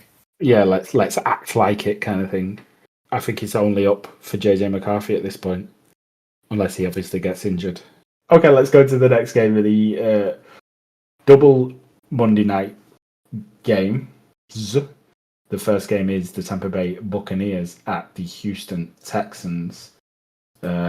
Just talked about the Falcons. We can start this off by talking about the Buccaneers. Not very. Pardon? That's just a cheese. Not very convincing in that first half. I'm not going to lie to you. It was quite bad football on their point, especially Baker. He just didn't look the same as he was.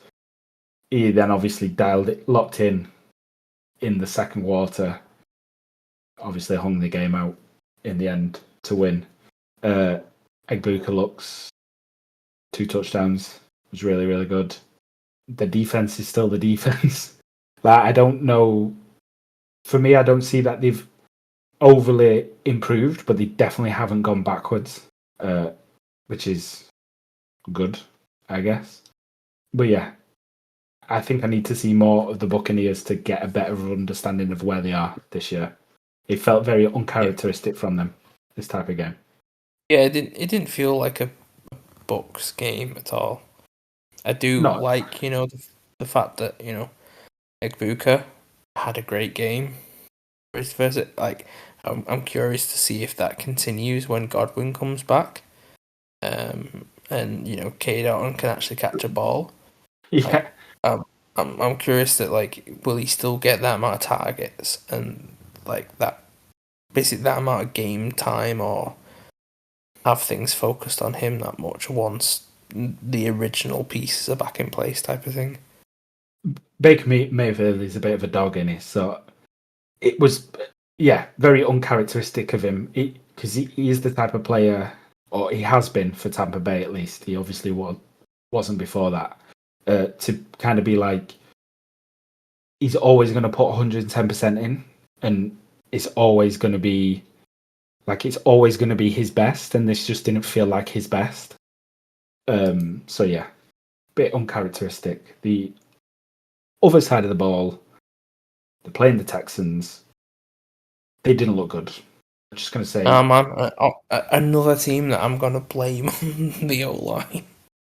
The O-line was, the O-line really struggled. What I will say is Nick Chubb doesn't look like he was injured for half of his life. I'm glad to see him back. I really like Nick Chubb. And yeah, he didn't look like the same Nick Chubb, but he still looks like a good running back. So definitely good to see him back. But yeah, that O-line really, really struggled. Obviously, the Rams' defense is good. I think the Texans are very lucky to be in the division they're in. I mean, it's possible we say the same thing about the Bucs. yeah, but they've got considering a bit more... like we didn't think they played up to the standard we expect them to, but still got the win, and could possibly quite easily still win this division. Oh yeah, I mean, yes. I don't think the Bucs played up to their abilities. That doesn't mean that I think that they could have easily blown you out. You have changed, like the Falcons have changed the way they play. They changed how they scheme defensively now. Obviously, they still getting an offense to work around Penix Jr. over the offense that they made in the offseason to be around your best mate, Kirk Cousins. So obviously they're changing things, and I don't think you played as well as you should be playing. But yeah, enough about the Falcons. Yeah, sick of them. I do think the Buccaneers division, you're still going to push them all the way, whereas I just think the Texans don't really have much. Talking about, we just talked about Daniel Jones on the Colts. It doesn't mean they're good. Yeah, they just didn't look great, and this could be a case of like you said, we were saying about the Buccaneers. This was uncharacteristic for them, but they didn't look great last year either. Like offensive line wise, the obviously had the small playoff run where they did look good. Was it 2 games they played in the playoffs? Bucks played. Yeah. They beat the Chargers, didn't they? Then lost to the Chiefs, and everyone was basically saying they were cheated out of losing because of the win against the Chiefs. And they looked a lot better in the playoffs, but regular season wise, they weren't great, and unfortunately, they weren't great today. And this might just be them now. Should still be a good game. Yeah. What are your thoughts on expectations of the teams in this game? Or are you just leaving it up to me to say it all? And you just go, yeah, should be a good game. I think I'll just leave it up to you. Okay, let's move on to the final game. No, like I said, we said the Bucks didn't play. It's still something they played well. I didn't think they played up to the standard that I thought they were going to play at. And I guess the same for the Texans. But again, like I said, I think I'm kind of blaming a bit on the O-line, just like last year. I don't think Stroud has the time to get the passes that he needs to get out. Yeah, it looks like we're going down the same road of him being the most pressured quarterback in the league. So yeah, 3 a.m. for the UK people. Are you staying up till 3 a.m. to watch this game? Because I'm definitely not. It is the LA Chargers at the Las Vegas Raiders. Last prediction game, by the way. What a prediction game this is! Cannot wait. The Chargers beat the second best team in the league, Kansas City Chiefs, because they came second in the Super Bowl, and the Las Vegas Raiders beat the first best team in the league, the Patriots. Not because they won the Super Bowl, but because I support them. I thought you were going to say because they won the Super Bowl. It was a couple of years ago now, but they definitely won it at some point. I'll let you start with your opinions because I did that on the last one, and I'm sick of listening to my own voice. Yeah, I mean, I'm like I was going to say a closeted Chargers fan, but I don't really make any I don't try and hide it. I do like the Chargers as a team. I like the way that Harbaugh is coaching and scheming this team.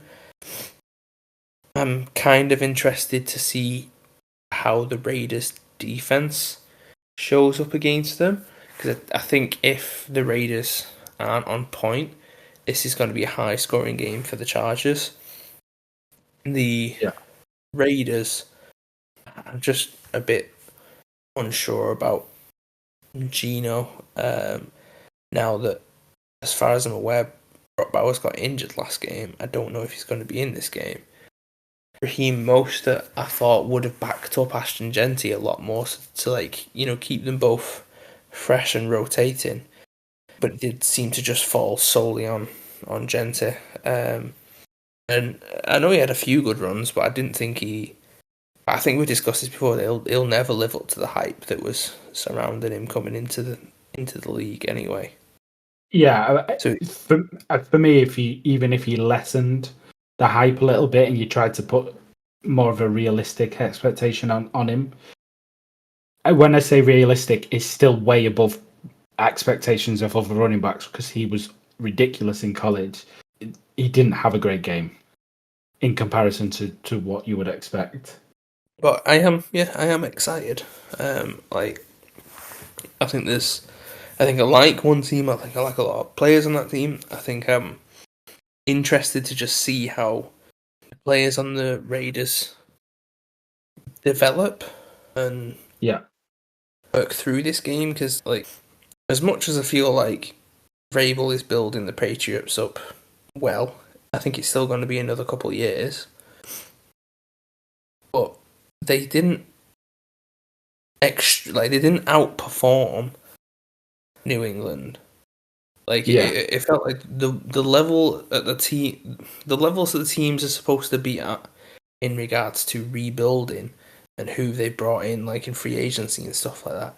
Feels like the Raiders should be at a much higher level.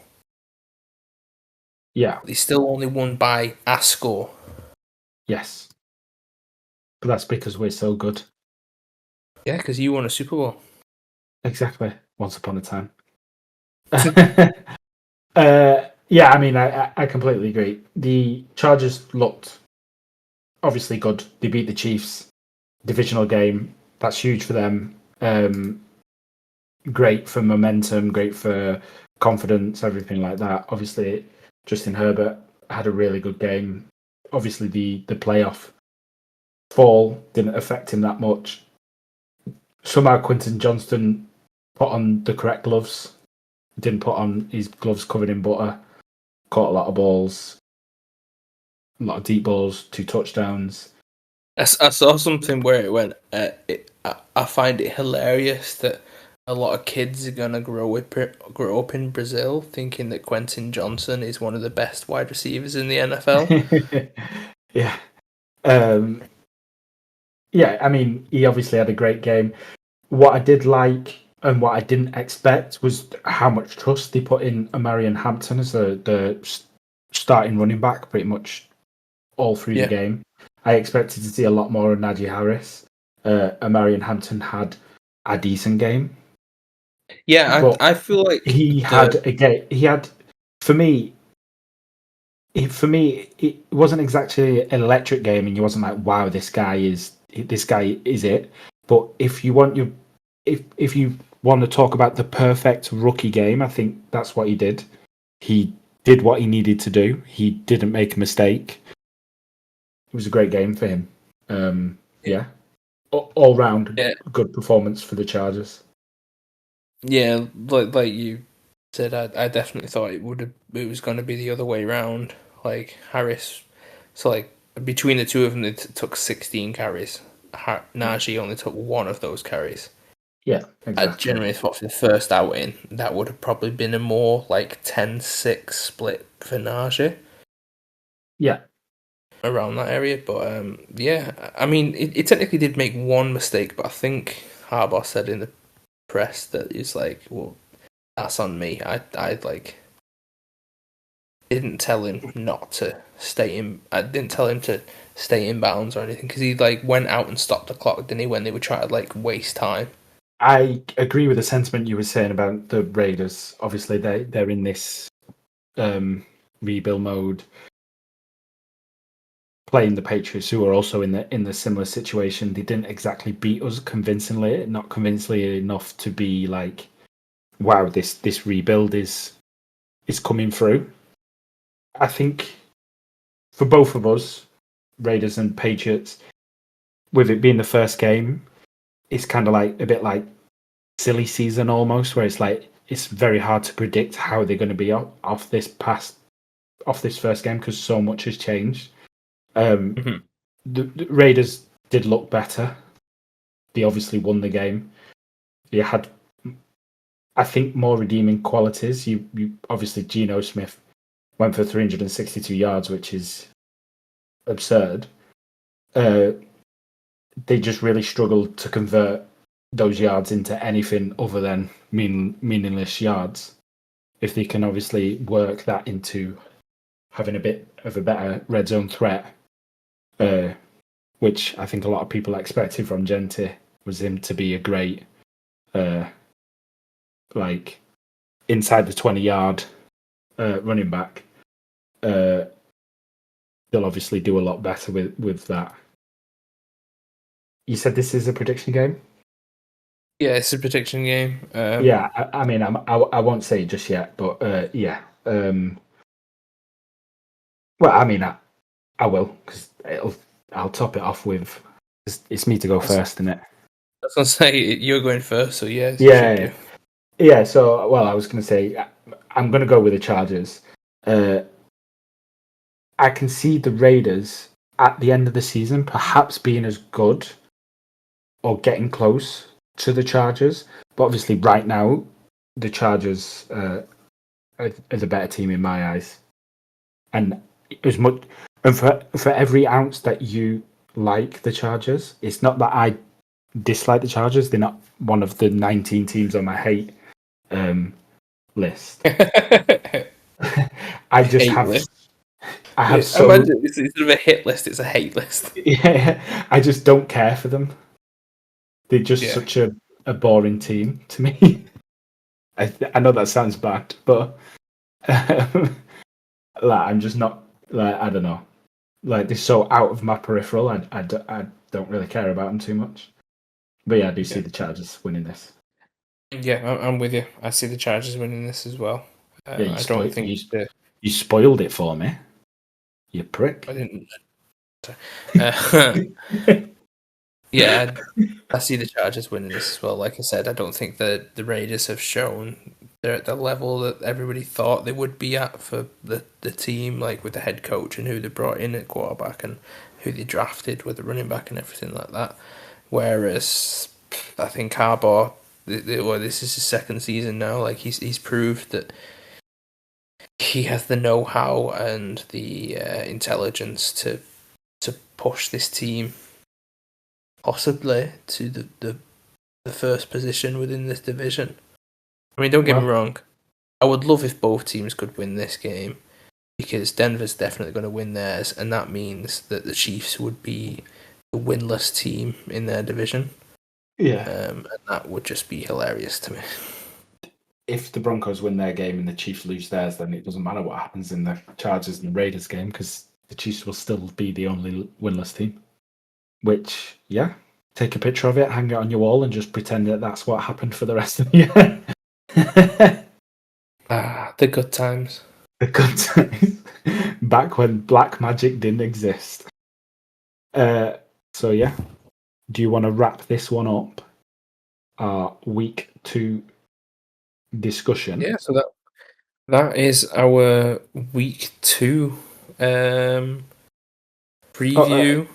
Wait, let's recap the predictions. Sorry. Oh, recap the predictions. Okay, yeah, so we have predicted New England at Miami. Both gone New England. Yep. And then Denver Broncos at the Indianapolis Colts. I have gone with the Colts. You have gone with Denver Broncos. And then the Los Angeles Chargers at the Las Vegas Raiders. We have both gone Chargers. I believe from last week we are 2-1 to myself. Yes. Because we got Steelers right, and then I got the Bills over the Ravens. Yes. So yeah, still close. Anybody's game so far. I think what was the other game that we predicted? The Lions and the Packers. We both went Lions. Yeah, that was right. Stupidly, even though I'd put the Packers would be the winner of the division. I thought about that afterwards and went, why the fuck didn't I go for the Packers? Yeah. So you were winning, unfortunately. I'm going to bring it back this week, though. And the Broncos beat the Colts, which he just said will happen. He was like, the Broncos will win their game, but you predicted the Colts to win. You already regretted it. I haven't. No, I said I'd regret it in the morning. I'm already regretting it. Anyway, close us off, please. Content, baby. Don't go down the content route already. Do not cop out already. But yeah, that's where we're sitting right now at predictions. Goodbye. Anything else you want to say about any of the games? Or I want to say that this week the game of the week will be the Falcons versus the Vikings. Okay. There you go. This year, I mean, I hate second team kind of thing because obviously coming from England where European football is the main thing, like having a second team that plays in your league is like the biggest no-go in the world. So it always feels a bit weird to me to say in American football, like having a second team, but a lot more common, isn't it, in American football? I think this year the Vikings are my second team, and they are who I'm going to be rooting for in the NFC. No worries. So, I would say my game of the week would be the Chargers and the Raiders. Like, that's the one I'm I love possibly the most excited for.